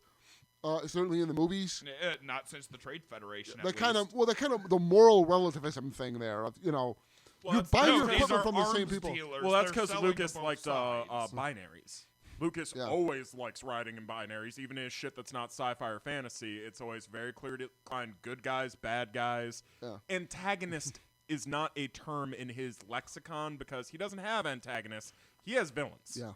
So Lucas only works in absolutes? I know, he's a fucking Sith. I know, man. It makes so much sense now, all of these rewrites. McClunky.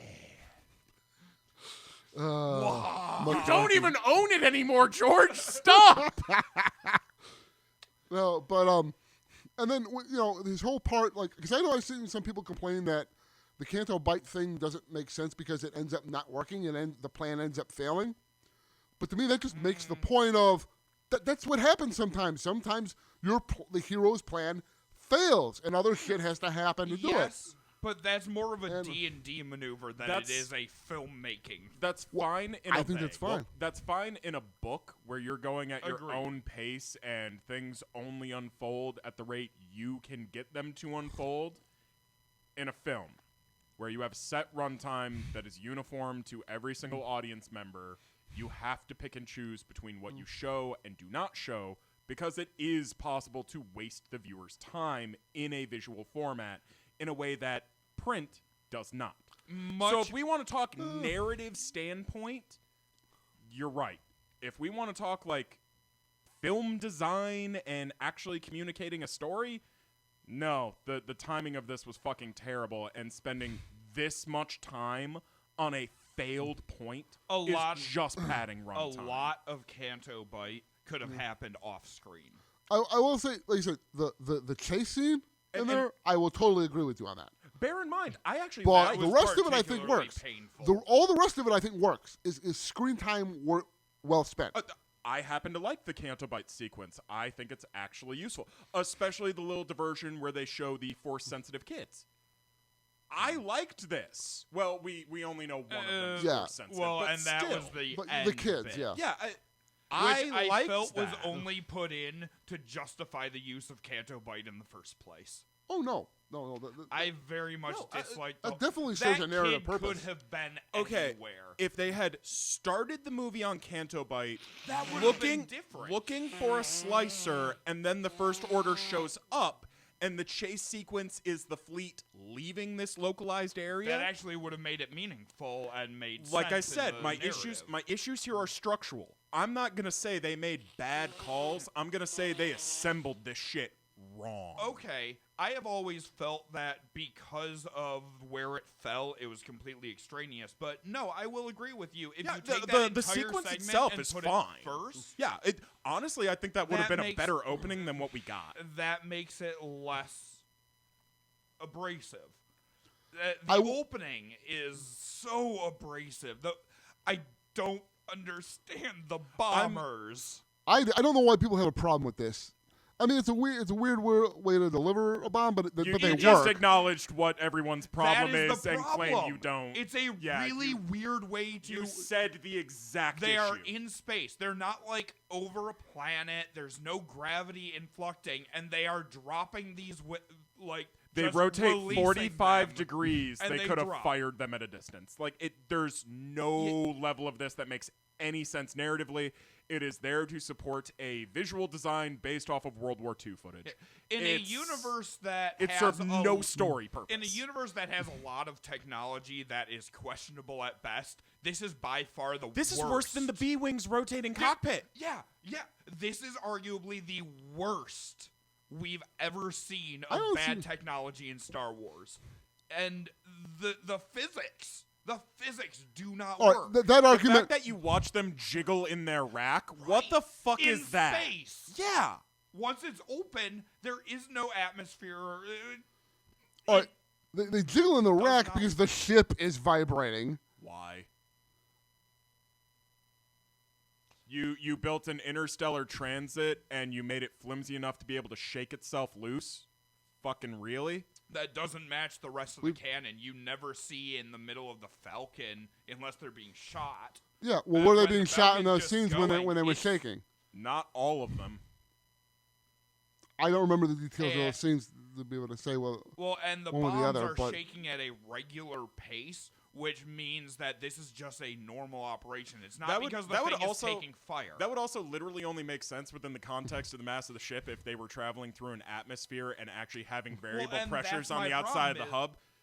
Space is fucking I constant. mean, at least in old episode 3, they're supposed to be in the atmosphere of Coruscant, so the gravity things make sense. there's arguments this does then, yeah. not. They are in space. all right, They're- the gravity issue is a non-issue. That just means there's when they release, there's a push. Something at the top of the thing So pushes then them, why and did they they all have to go over the target? Why couldn't they change the orientation of their ships and make a direct assault? Well, and- why did they have to get within firing range to do it? No part of the sequence makes sense. Also, My guess would be- why do the Hold on. bombers shoot downwards? If it doesn't matter in space, Oh, yeah, no, this shouldn't is- it shoot ahead? Yeah, this is so the that point you I'm could- making. Yeah. Th- Well, Like, oh, there's no Can I? way Can that- I'm going to try and answer the question if I can be. My guess would be. I mean, I don't know if this is supported about like actual the ship designs or whatever, whether this applies to that or not. Ryan but, Johnson admits this sequence was a mistake, for the record. So doesn't that gonna stop me from trying to defend it? It should. Defend, Alan, defend.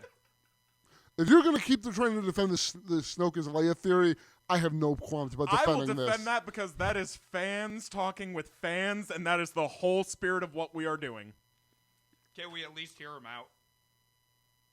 Maybe. The one reason you would want to lay down a pattern like that rather than a direct assault is if you're trying to target systems that are laid out over a stretch on the ventral. Am I using that word right? Up top ventral, right? You're still looking at this from a 2D perspective, ventral's a so wrong go term. on. I know you're using Or the wrong dorsal. term, but One is the top, one is the bottom. Dorsal would be the top.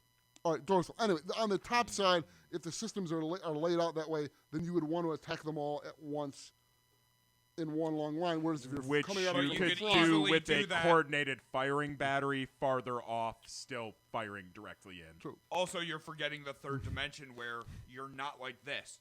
You're like this, coming down on top, and it's the exact same.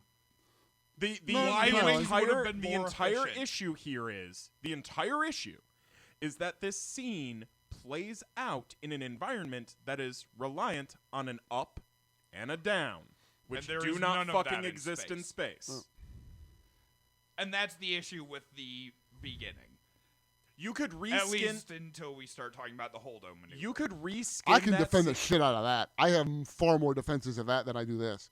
Congratulations, they will all fall. They will all fall flat. It and doesn't I'm make gonna let sense. you take that one because you know the arguments better than I do. I just know I the dislike the it. Holdo maneuver doesn't make sense for a variety of reasons. The first and foremost being, if it is physically possible, you could set up a droid slave system with just junk mass and a reactor behind it and accomplish the same thing. Theoretically, It can be mechanically reproduced. It is fucking stupid that it's not.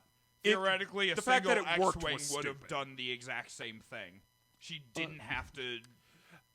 But that's Every not part of saying the it sequence does- was dumb. Yeah, Yeah. it All was right. a poorly planned out. All right. series of events. Space was not thought out in this fucking movie. Okay. Any more actually concrete reasons why the Holdo movie doesn't work other than it's stupid? I literally well- just explained the economics of using it as a weapon and why it would be cheaper than any other weapon system, especially for the conclusive payout. We're Now, not- would it end all of the conflicts because everyone would just start doing it to one another all over and it would be the same fucking thing as nuclear proliferation? Yeah. Guess Yes. what? Nuclear proliferation's fucking retarded too because the end result is a single mistake, everybody's fucking dead. It's still fucking dumb because it's nth level power. It does not make sense. It breaks the established rules. That is why it's Okay. dumb. All right. Number one. That's someone This couldn't- refusing to All play right, the he- game, he's so still- they I flip mean- the board. All right. Number one, it does not make the actual act itself. Let's look at that first. The actual act of what they're doing. I don't think Accelerating any of us into are a hyper- arguing that. Accelerating into a hyperspace window where there's an object between you and the hyperspace window, and you bolt through it at an insane level of velocity, right? That's what's going on there. Yeah, massive space crash. Right. That works by simple physics. Object A moving that fast into object B. I don't think any Causes of us that are level of arguing destruction. against that. That would always No happen. one's, the no one's physics. arguing against that. We Well, acknowledge it sounded the like physics. you were They saying- work. No, the problem is that it's repeatable, and it's repeatable for a fraction of the cost. It can be weaponized efficiently and effectively. And that's the point. It's not. They came up with a MacGuffin for a MacGuffin's sake. Well, and I'll point out Hey. that if she thought of it, this is, tens of thousands of years into the universe's history, depending on which Legends lore you go by, Disney or the old one. Either Somebody way, would have thought of it before. I know that someone is the would have classic done it argument against before. this. Yes, and my point would generally be that I think it probably has been tried before, and I don't think it as a long-term, broad strategic maneuver to base a military off of. I don't think it works. Droid brain, almost like- scrap metal, and a reactor. That's all it takes. kamikaze pilots. Yeah, kamikaze, an entire fleet of kamikaze. Except you Drones could do don't it work. with droids in this universe because there's literally no reason to Yeah, or utilize droid meat. brains. Yeah. And combat droids have been seen in this universe, so you know they exist. But think about it this way. All right, let's say you have two military forces who are fighting. The right? argument against And is one because of them- Holdo didn't have any of that, so she used what she had. Alan, please continue. Yeah. I'm sorry you keep getting interrupted. All right. You have two military forces with conventional Star Wars military weaponry, right? One of them comes up with this idea, right? Create a drone or whatever to take out a large battleship or something, right? So they use it. That gives the other side the idea. They now both have the idea. So both fleets, now next time they meet with each other, come in and start lighting off these drones, which basically start pummeling each other to the point of they basically mutually annihilate each other, right? I already So- made the point that's the Yeah. exact same as nuclear proliferation. All right. So what is the next step? What are both sides after this experiment has happened? Death. That, What are they again, gonna? that's why this is No. stupid. No. One battle has happened. This was the result of that battle using that tactic. What are both sides going to do at that point? What is the logical thing to do in that situation? Is to try to come up with a countermeasure to the other side's drones so that your drones work, right? And theirs don't. Thus Okay, being- so your entire defense of this is reliant on a proposed secondary technology that does not exist and is not proposed. I'm explaining to you why this is not currently used as a tactic in the Star Wars universe. And I'm telling you In what my you're opinion. saying doesn't hold water to the simple, blunt fact of how cheap it would be to actually produce this crap. But the cost effectiveness is not the only issue. It's an issue of tactics and strategy. And that's what I'm trying to explain. It's a longer argument. Gentlemen, if I may, I think what he's saying is that at a certain point, you stop doing the inevitable stalemate. Yeah, You but that move on doesn't in happen tactics. after one successful use. That happens after decades of stalemating. He's asking what comes next? Proliferation of an No, arms well, race. for the Well, for and the in the record, thousands of for the years of record, history, are you when- saying when it they hasn't introdu- happened and been when they introduced abandoned? tanks in World War I, they started coming up with solutions to dealing with tanks by the next time they had a battle with tanks. It is true. It If can you change destroy the ship technology. before You it can plows find through you can find do it. countermeasures to technology. Okay, but fairly that's not what rapidly. the First Order did. No, I'm talking about this would theoretically be in the past is a idea of if this happened and Then they learn if the it's a- lesson if of it's why a they don't do If it. it's a possibility, and if countermeasures exist, why are those countermeasures not used for a capital ship? That still doesn't fucking track if it's an available option. Because it's not a tactic that anybody regularly uses. She did it here because it's entirely This a is last a universe thing. with planet-destroying lasers, and you're going to tell me a military vessel is going to skip on any potential defensive technology. If it's well, number one, if it's defensive technology specific to a threat that they don't believe that anybody is currently using, and number two, they do have it because the technology that does exist in Star Wars universe that is a potential deterrent to this, It's called anti-ship lasers. interdictors. Yeah. An that interdictor too, is interdictors technology to prevent stop a vessel you to from go going to into hyperspace. Yep. Using an Only if you can get a lock preemptively. No, interdictors create a bubble, but that's expanded Yeah. universe. We've never seen Nope, those Rebels. on screen. Well, it's We're not not the movies. talking That's Rebels. right. You're right. That's right. Yeah. We have never seen those on screen. Based off of I agree what we with are you. shown, All right. Well, even then, hypothetical technology then, Yeah. which I makes agree sense. with It's a you. hypothetical. technology that never enters this equation. The only possible way this could have happened is because Holdo did something completely insane and crazy that nobody was expecting. The entire problem and is that it sacrificed worked. herself in it. The entire problem is that it worked. Agreed. That being said, no, it makes sense that it worked. given The only Holdo's- issue is the question of why other people haven't done it, and that's what I was trying Yeah, to lay down a remember this, possible remember explanation this when the for. third movie comes up. Oh, and they said the 1 in a million thing. Why don't we pull some we'll, Holdo we'll Yeah. come back to Yeah, it in the if you're third gonna movie. keep defending it as efficacious, yeah, let's hear this. We'll bring it back up in the third movie when we come to it, I feel. All right, we'll wait till then. My issue with that whole series of scenes actually comes to the fact that Holdo was so against Poe taking any sort of dramatic step that could have let them get away, and then she ends up blowing herself up with the goddamn ship. She was just suicidal. Yeah, but Well, all right, no, hold on. She's preventing Poe from doing what he doesn't want Poe doing Well, because the one thing he does while she's in command is he Entire tries to issue stage could a have coup. been solved with a 5-minute briefing. True, but the point is, Actually, the entire issue could have been solved if they killed Poe off in the first movie and we just had True. Finn. True. It would be a total He non. wa- You have a point. This movie would have been True. completely different without Poe being a jackass through the entire goddamn thing. I honestly hadn't thought about it before, but you have a solid point. all right, she doesn't tell Poe because at that point they believe that they might have a spy or a mole and Poe went on the rogue ship. in the very first scene. Yeah, also that. She doesn't trust him. He hasn't given her reason to trust him, which is why she doesn't tell him. So his record with the Resistance counts for exactly nothing? Yeah, he was supposed to have been a decorated officer. Yeah. He up is, until he the is first literally movie. one of their heroes. Like, Yeah, but when you that's think dumb. you've got a mole Yeah. on board, you limit your information. You don't just if you go by, oh well, that person's had a long term of service. You would. The most decorated pilot in the Resistance could be a mole. And the most and one of the and Although one of the most admittedly, that would be a kick-ass cover. and and one of the most famous successful Jedi in all of the Clone Wars became a Sith Lord and helped wipe out the Order. Yeah, Your he point? did. He made his point. Yours isn't dismissive of his.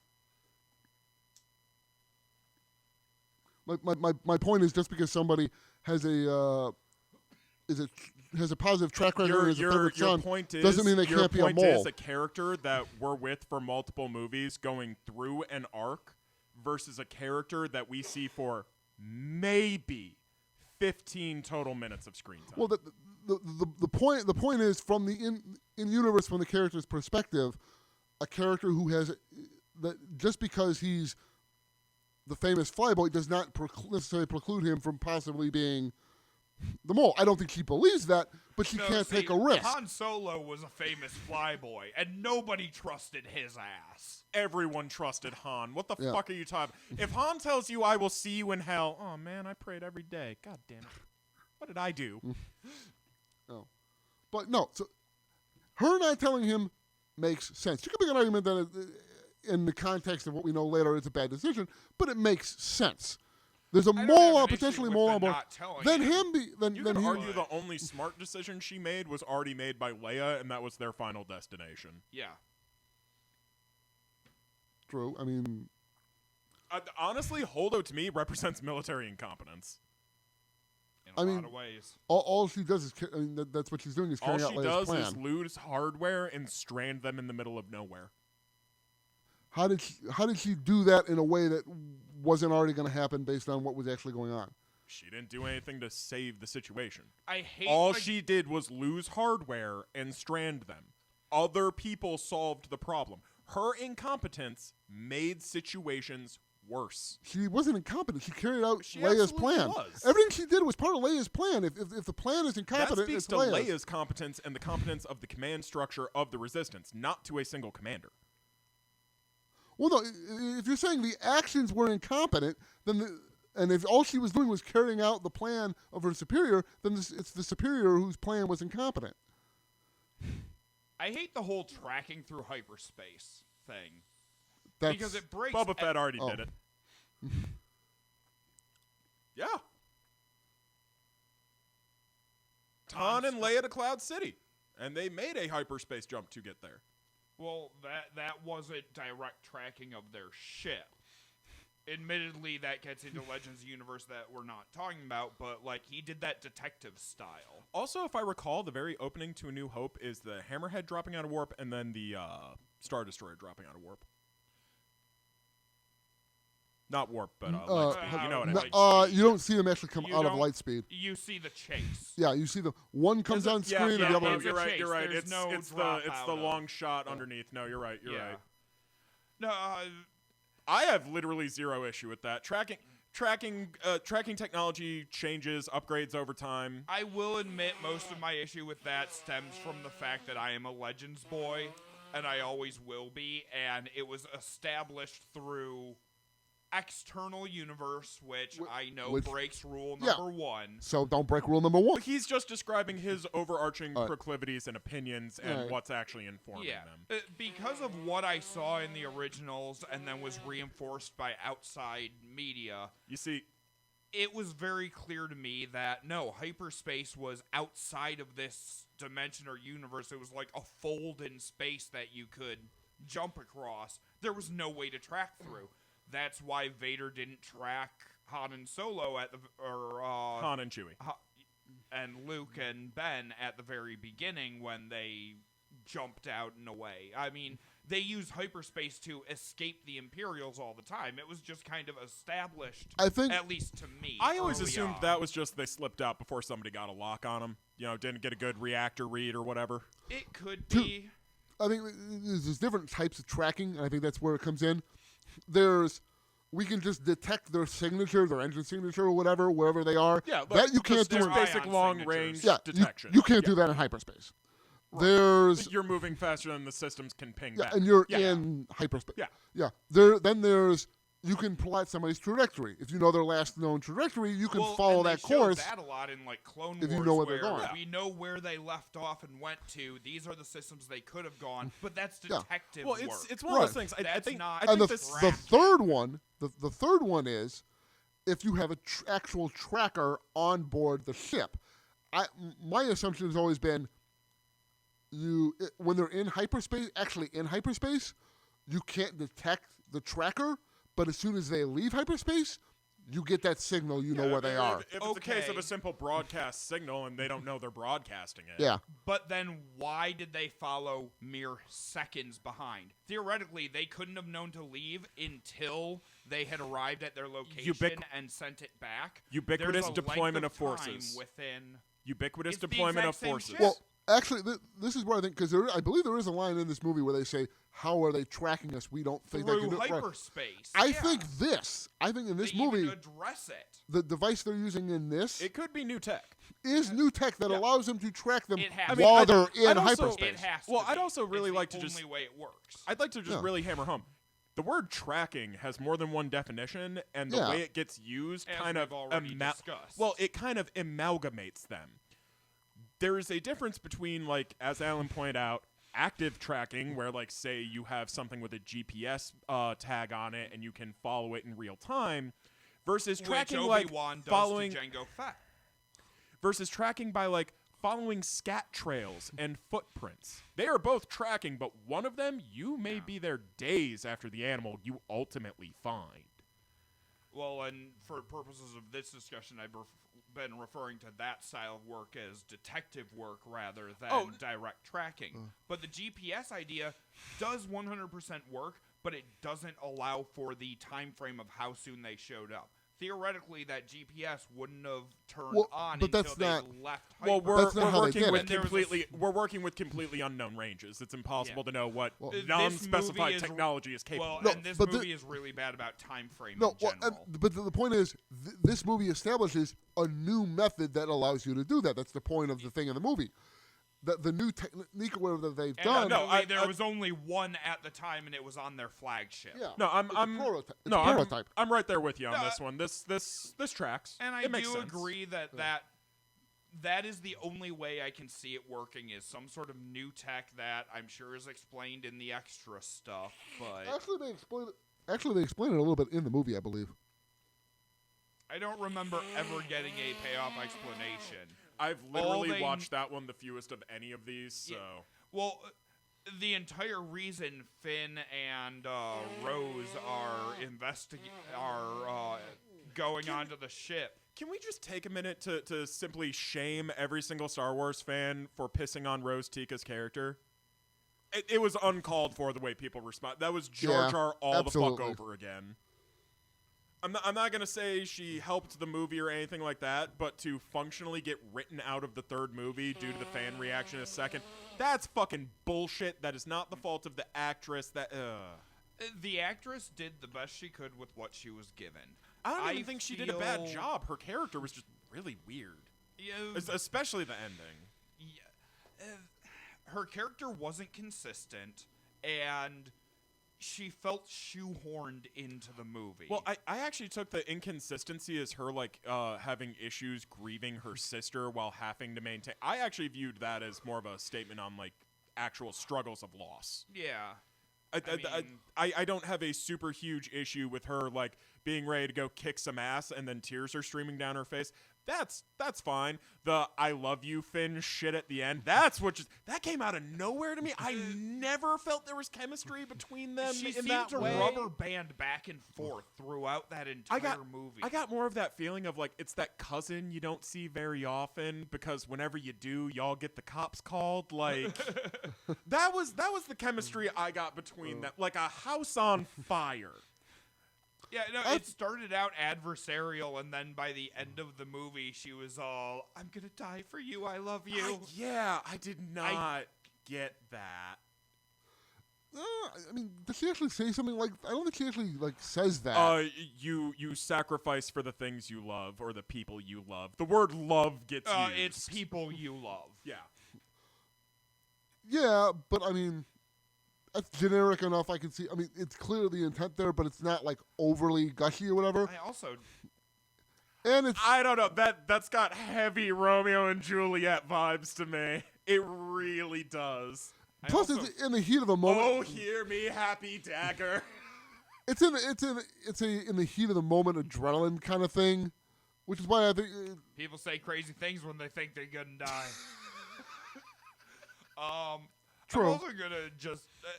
Her character didn't seem to add anything to the Canto Bite thing. We got her backstory as how she had to grow up dealing with, but like it didn't add anything to the story. Well, it added to that's her because character, she but- started talking about geopolitical shit, and Yeah. this movie had nothing to do with the politics of the galaxy. She didn't seem to have an actual effect other than being Finn's sidekick. Well, honestly, the whole conversation about dealing weapons to both sides, that had no effect. It was weird filler. As you pointed out, it's a good addition to Star Wars as a whole because it's a It discussion adds that's to the not lore. had. Yeah. It adds to the lore. But in terms of the movie, the runtime, the story we are being told, pointless. Yeah, it felt extraneous. Her entire character just Yeah, no, kind of. I felt honestly like think it was think extraneous. you can get a okay movie out of this if you take a machete to parts of it. If you just repaste it, there is a fixed version of this.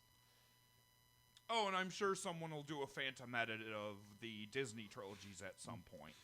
If you haven't found it already, there's a cut of the prequel I trilogies literally saw called the Phantom Phantom. Edit. I literally saw it posted on YouTube like a week ago. Yeah, no, it's out there. It's just floating around you can right now. find it. Yeah.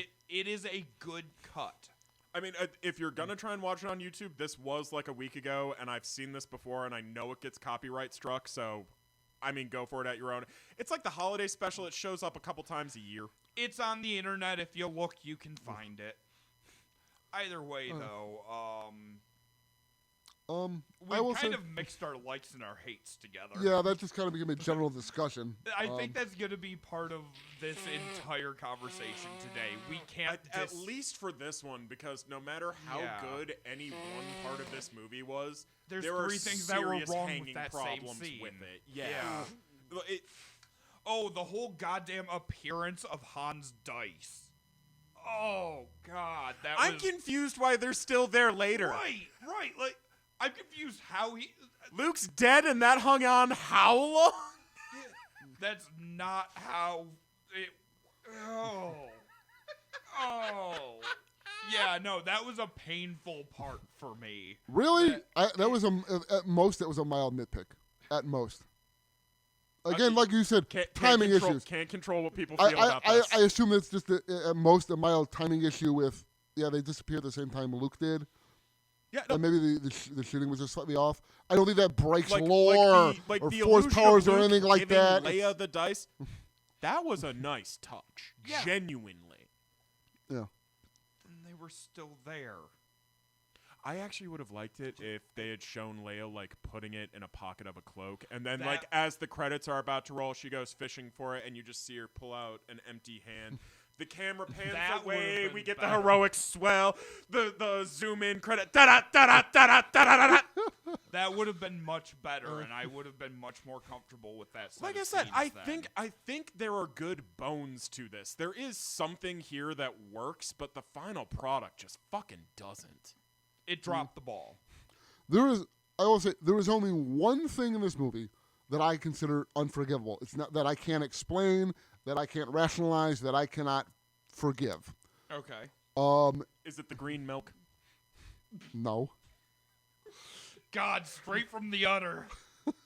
that Unpasteurized. This is the good shit. Just about everything from that goddamn island was either ridiculous, redonkulous, or just plain Chewie Anyway. ripping the door off the hut was great. goddamn, No. goddamn porgs Wait a minute. that are Where's Han? Anyways, I know. the one part is the nature of the set piece, and that is, it makes sense. They're tracking them in a way that they can't get away from. Makes sense. They only have a limited supply of fuel, which means they have to get someplace safe. And I'm perfectly fine Right. with that. They used to show them fueling up X-Wings in the prep scenes Right. in the hangars. Fuel is a that thing. works. The fact that the chase takes place mostly in sublight, this is where the problem comes in. Yeah. Because if it's at sublight, that means all the First Order has to do is send one hyperspace-capable ship ahead of them. We've all done it To today. blow- You're yeah. fine. Ahead of them, and they're screwed. There is literally no reason. Now, if the entire chase had been like, okay, they were on a full tank of fuel, and so they can make a whole bunch of jumps across the movie, but there's that inevitable thing of we can only do this so long. Yeah. That would have worked. You know, Battlestar Galactica. There's an episode like that. Yeah. Right? It's basically the same thing. That works. If they'd have had the entire thing Yeah, been to a the point series where of... they're like trying to like unsafely resync a drive to do it immediately when it takes hours to fucking reset the system normally. Yeah, no, that was a good episode of Battlestar Galactica. That was a real good episode. Yeah. If they'd have done that, if it had been just a constant series of hyperspace jumps, the entire Like I set said, piece would have been there fine. are ways to fix this. I think Yeah. the bones are there, but once you put the flesh on, it becomes a fucking abomination. Yeah. No, I mean, with the other problems, I'm not going to say the whole maneuver doesn't involve a very large amount of rationalization. I believe I can do it, but I get the point. You're wrong, but it's fine that you believe. You have faith, buddy. The Just average rewind the recording back an hour or so, and you can listen to that argument. You'll be listening to it for the next 20 years. So. Well, yeah, I mean, the average movie know, I have to edit this moviegoer shit. shouldn't have to rationalize the shit out of something in order for it to it, work. It should be From simple a and movie straightforward. standpoint, yeah, I will give you that. Same I'm thing with sorry, the bombers. Same thing with a lot of Kessel other Run. stuff. I have no problems with the Kessel Run. The But- viewers had to explain the shit out Obi-Wan of that, doesn't believe his boast. which never came across because of Harrison True. Ford's wonderful acting. After I found out about that script note, rewatching that scene, no, Alec Guinness you absolutely can totally plays it see that way. But Absolutely. if you don't know it, I mean, Yeah, it goes right over your Yeah. head because Alec Guinness is a real actor and incorporated subtlety. yeah. That being He said, wasn't a carpenter. It's not the first time that the fans have explained their way around something. No, but other than, like I said, other than that, the nature of the set piece, everything else, I think, at worst qualifies as a nitpick. But that's just me personally. I understand why other people don't like the movie. It's not like him and the Snoke Leia theory where I'm just bamboozled as to why it's a thing. Kill your father, not your mother. Call your mother. She misses you. I understand. I get it. I get why people. I don't understand sometimes. This is kind of going to the real world, but the level of hostility.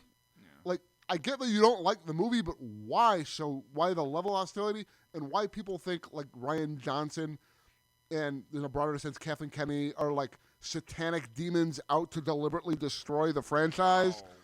Well, the problem Which with just- Kennedy is that she's interfered with processes she should have nothing to do with. She's not a creative. She's a damn good producer, but she shouldn't be the creative director. She needs to stick to her wheelhouse is the issue. I have no animosity Yeah. for Miss Kennedy.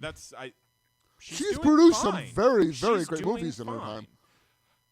I am going to sit here and point out that the deleted scene that is the alternate end of the fight between Finn and Phasma. I prefer that. Yeah, that much is more Yes, to the that is- original. that is- That's the way it should have ended. I agree with you on that, and I said, as someone who has read the Phasma novel, The Phasma ending just that was out really of was nowhere and good. made no sense. It kind of Yeah. fell flat. The deleted Yeah. scene that they ended up on the cutting room floor would have been so much better. Although I would have liked a better response than BB-8 fucking running just On the the little platform walker of an thing. AT-ST. Yeah, that was Yeah, the mini walker thing. I disliked yeah, that. was the only part of that sequence, like in that deleted scene, where I was like, you didn't have a single character you could have thrown at us? BB-8 falls as a flat replacement for R2-D2. Like I don't know think they we were needed trying an to- R2 replacement. I don't think we didn't need a droid. We didn't need BB-8 at all. He was merely there as, oh well, of course she needs a droid sidekick. You see, and balls are cute. at least they learned their lesson for Skywalker. Rise of Sky- Yeah, Rise Really? of Skywalker. They learned their lesson. The droids stay the fuck in the background for that movie. Even when the droids matter, they are not the ones fucking directing Even when the scene. We're not there yet. well, I think we're I'm just pretty sure about, we but- are. We're 2 Well, hours into this, bitch. We're there. Even so, we've been trying to do positive first. So unless you will allow me to get my rage out on the droid situation here. All right, I'll and allow it. well, in Last Jedi, Yes. Moving on to the last movie, I think we've said everything that realistically needs to be bickered and argued over. None of this needs to be bickered or argued Yeah. over. but I'd like to emphasize something. You brought up this point, and I think this applies to all three movies, but you brought it up here, so I'll mention it now. There's multiple ways to like judge these movies, and I kind of break it down 3 different ways. You can judge it cinematically, narratively, or in terms of lore. Right? Cinematically is like you put it with like Popcorn movie. the pacing Yeah, or the cinematography, the writing, Right. the actual artistry the behind stuff what we're on seeing. screen. Yeah. Right? If you read it the as way it's presented. yeah, whereas if The, you read the the, things that make it art, not just a skit. or like Yeah. the no in the end of Revenge of the Sith. On paper, that makes Yeah, sense. it works. When you actually apply it to the visual medium, it's a little Yeah, off. didn't translate. Right? That's an issue with the cinema of it. Narratively is all right. Problems with the story. The actual play-by-play story, Yeah, like thematically, it was totally Right. fine. and then lore-wise is if you take the broader narrative of just what happened to these broader events, does it still make sense? Yeah. I think there are cinematic problems with these movies. There are narrative problems with these movies. I don't really think there are any major lore problems with these movies. I think the lore holds up. The overall lore makes sense. Okay. My only hang issue, on. my only lore fight in any of these comes up in The Last Jedi, and we're past it. Okay. I will point out, and I can't believe it has taken me this long to get to this fucking point. Super Saiyan goddamn Leia. Oh, shut the fuck up. I do not What is like wrong? Shut the fuck up. That's- Nope. I Nope, don't like nope. that I've scenario. heard this from 1,000 different people, 1,000 different ways, and it always boils down to, I don't like the visual direction they went. Fuck you, it works. It's narratively fine. Nothing is broken. My makes issue's perfect more sense. Lore, but yeah, What's just wrong with the don't lore? like that. She used the Force ability to pull herself out of the ship. All of it makes perfect sense. She Relative force mass in moved- space. She Force moved an object. What's At the problem? time, there were issues. Now, looking back after what we've learned in the last movie, I'm okay with that scene. Just the idea that she wasn't trained? Was that your issue? You didn't At think she was that trained? point, we had absolutely zero proof that she had any sort of Jedi training. She hadn't started training Rey. She had made absolutely zero reference to. And at the time when we last saw her in The Return of the Jedi, she had done absolutely no training whatsoever with Alright. Luke. As far as we knew, she was not Force sensitive in any way. Or not. Well, no, I'm sorry. There not- is another. Sorry, Yeah. not sort. That was a misspeak on my part. I didn't mean to say Force Also, sensitive. also I meant Yoda's Force on trained. steroids for some reason now. Yeah, there was no reason to believe she had been Force trained whatsoever, based on what we were given in either the original trilogy or what they'd given us thus far in the new trilogy in any of Rey's interactions with her. You would have thought if she was a Jedi, she would have immediately kind of, mentioned that to Rey. Or it's personal. That's her religion. You don't talk about religion with people you've just met. That's why I have a problem with this sudden revelation that not only is she trained to use the Force, but apparently at like a master level. This is huge and groundbreaking. She's not I wouldn't call her a master. I feel this. I absolutely wouldn't call her a master. I feel this would be analogous to two strangers meeting in a Rey mall. calls her master, but that's more of a personal master-apprentice thing. relationship. Yeah. Rather than the other way around. But even all of a sudden, she has the training of a Jedi Knight, and we've had no lead up to this in the first movie. Admittedly, we didn't see much of her in the second movie before that happened, so there wasn't much room for Rian Johnson to establish it, but I feel that kind of came out of nowhere. I mean, we know she has the potential based on the original trilogy, so the potential and training are two completely different she was things. using basic Force empathy powers at the end of Jedi. She was always going to be trained. That was never a question. It's just something that was only ever addressed in expanded universe things. We never see it on screen. Well, but that's the point. That's one of the few times I'm genuinely fine with assumption. I'm sorry. I'm sorry as well. We're all sorry. We're just sorry. We're all sorry today. Honestly, I'm as surprised that this has been as civil as it has. Okay, last time we did this in a marathon, we were 7 hours deep. I hated both of you 3 movies ago the first time we did this. To be fair, none of us have reached for lightsabers yet, so we're still doing good. And we have had some heated ones today. Yeah. You knew the hold-on maneuver was gonna raise the temperature in the room a little, but appears to be in the 40s. Well, 39 point something. I need new I glasses. can't see the smaller, but yep. No, but crap. So I believe you're getting ready to start. The Leia thing. Oh yeah. To me, because you already have the basis of the potential, we know that from the lore. It's been 30 years, you're assuming. Well, but no, the act of her using the Force ability is confirmation that she was trained.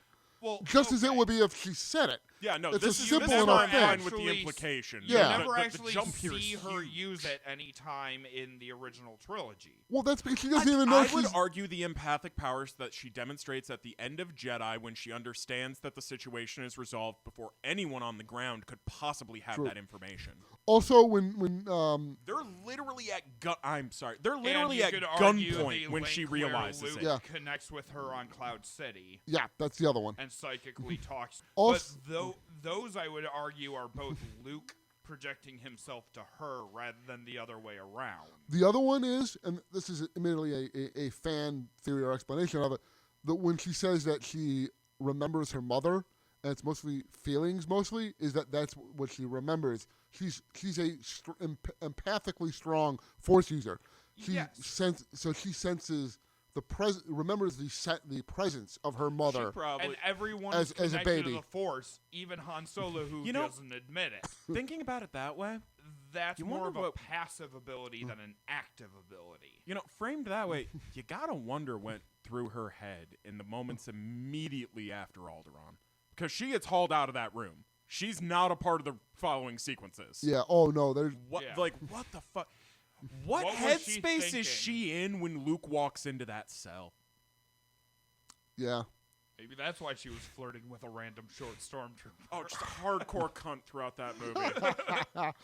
Anyways. I am not backing down on that position. All right, let's... Damn, now I gotta edit this again. Don't. Just don't. Okay. I 2-1 majority decision. Oh, I could take it or leave it. I'm fine with either response. I just would have appreciated hey, I'm going to censor you. Okay, where and what? Sorry, it was in a rush last week to do stuff. No. And Anyways, I understood why you did it. Yeah. Star We're Wars. Americans. Star Wars. Episode 9. I believe this brings us to the final in the trilogy, Rise Rise of of Skywalker. Yep. which I personally feel is the strongest of all three of I them agree. in a lot of ways. I agree. Yeah. This is undoubtedly the best property Disney's made. Yeah, I do feel it ran a little long, but that was because JJ had to set up so much shit in order They could to have skipped the make dagger shit. But Yeah. I have issues with the dagger. I have serious issues with Well, the we'll dagger. get- we'll get to We'll that. get Part- to is- that. Part of your argument about erosion? Because mine is. We'll get to that. We'll get to that. Positively though, That's got to be a shirt for us. We'll get to that. Oh, yeah. definitely- We're always getting ahead of ourselves. Definitely the most character growth we've seen out of any of these movies, aside from like Finn's growth in the first one. Well, I would actually say Finn demonstrates the most growth in this movie out of any character. Finn grows the most through this trilogy. Yeah, no, because he- the he second goes one from- has a fair amount of character growth for Finn too. Well, he goes from being a character that is fully questioning existence to one that is still questioning, but has understood enough to know his place and role. He Like, knows where he fits. yeah, like it's growth. It's not the end of a journey. It's growth. It's it's mean- properly representative and indicative of a life path. End of it's good. trilogy, they're in their 20s. Did you know where? I mean, did you stop I'm growing in 30. your 20s? Okay, I'm 30, contemplating not doing shows when lockdown's up again, and like doubling down and like paying for investments to like get ads for this show to get an odd. Like, no. It took me so long to figure out what and quasi wanted to do, let alone the things I would be willing to do. Yeah, they've got another, 60 years of their life. They're not done growing, but they went through a lot of growth through these three movies. Well, it depends. And I feel that was a definite positive. If they're through space this. boomers, they're not growing past this point. They feel they reached their pinnacle, and they're just going to try to relive those glory days forever. That would be a sad turn for this universe. I like to think that happened to Han Solo, but it happened at 16. Yeah. That's why he's still flirting with old Leia. It's not about the love. He's like, I smell pussy. That's all he knows. All right. Let's try. Let's see if we can actually do this one. Positives. Structurally- Moving on from my I smell pussy line. I will have to say, one of my favorite scenes through this is the Rey and Dark Rey. Yeah. Really? I felt that was super, for lack of a better it- term, it was clickbait. Oh no, I it hated was that. a cock tease. It was the biggest cock tease in this movie. But I love the idea It's of a that 2-second alternate. flash. Like, I will say this. If you take away the fact that we all saw it in the trailers, Yeah. if you haven't seen the I trailer didn't of the watch movie, the trailer before I went to see the movie. I kept oblivious. To I that. got ambushed on it. I had seen that much of it. I had not seen the full trailer, but there were scenes I knew were coming. I managed to avoid the trailer entirely for that one. So when I saw that in theater, it was just I dodged trailers on the first two. Well, mostly. The very first trailer to Force Awakens, Jordan, when that came out, while there was still a controversy about there's a black stormtrooper, got the fucking black stormtrooper. Can you believe it? Oh, God. yeah, I that's remember that. fucking Even in the animals. original trilogy Empire area, they were conscripts, not clones. Yes, yeah, not the point. But Like- but Jordan just puts a phone up in front of me. I'm like, desert, dunes, black stormtrooper. God damn it! You knew I didn't want to watch the trailer. Yeah, he just hands me his phone. It's like, you motherfucker! I did not want to see this. But Yeah. no, that was one of the more powerful moments for me in that. But that's partially because of my, I guess you could call it glee at the divergence in the Force and the balance within a person and the ability to go light or dark. I've always kind of. I will. I've always kind of romanticized that within my own experience of the Star Wars lore. I love I will the admit- light to dark. I will admit that Everything. that would have been fertile soil for them to actually explore narratively. To build on. But you have to actually explore it in Yeah, order for it to they amount went to nowhere. a fucking pile of anything. Like, it just They went nowhere with it, but I have. yeah. Yeah, it was. We'll get. To I mean, It was a cool little thing they put in there. I would have loved to see more of it, but I'm glad we I got that would little have A loved glimpse. sequence. It was a cool start. What I feel they should have done with that scene is they should have done a Luke Vader under the tree. Her fighting herself over control. As she battles internally with herself over the morality of light versus dark to have a physical representation. What I thought that was going to be when they flashed her dark side was I thought they were leading into a tree scene where it was going to be her physically acting out the internal moral conundrum she was dealing with at that point. There was the it would've- potential for it, but they just didn't do They it. didn't. Yeah. All right. No, I think there was a lot of squandered potential all over this entire trilogy. But again, I really want to hammer home. I think this is the best movie effort Disney made. Oh, yeah. This flat out was narratively the cleanest. It had the most clear cut direction throughout it. Your stakes were established. Yep. Then we moved Right on. from the start. We didn't keep breaking that down. We didn't keep adding layers to it. We went A to B to C until we finally got to Palpatine at the end, establishing from the beginning that was our goal. Now, can I just say, Palpatine's appearance and... Oh, I loved it. Palpatine Yeah. in general. Palpatine I is the love best. Palpatine. Yeah, Palpatine's my favorite part of this. Palpatine's just great. I Palpatine- love Palpatine. Palpatine is never not a win. Always a win. Especially when he's villaining at the max Peak villain? villain mode. Villain, yeah. Yeah, when he turns villain up to 11. I've been every voice you've ever heard. Right. In your head. Yeah, that was good. Yeah, no, well, and... That was good.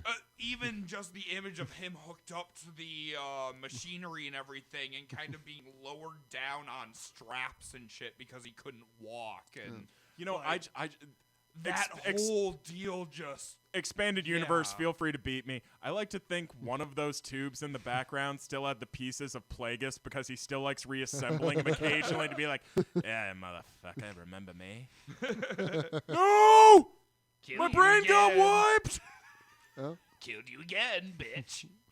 Still, really? Yeah. Well, it's not Legends. It's No, canonical. well, it is if you take in what he...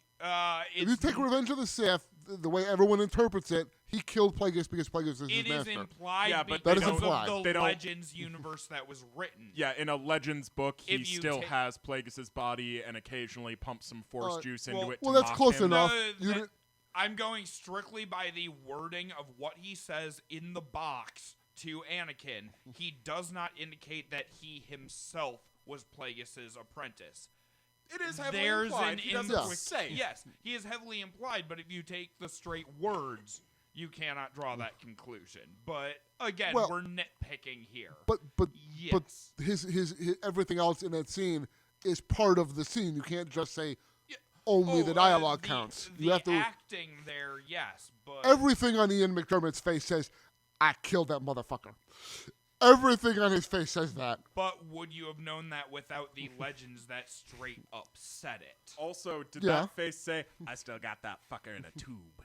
No, true. You can't tell that from the performance that was mostly established. Well, I mean, especially with fixating on Squid Outside Lake of. in the background. Lovely stuff. No. Oh, love that Squid Lake.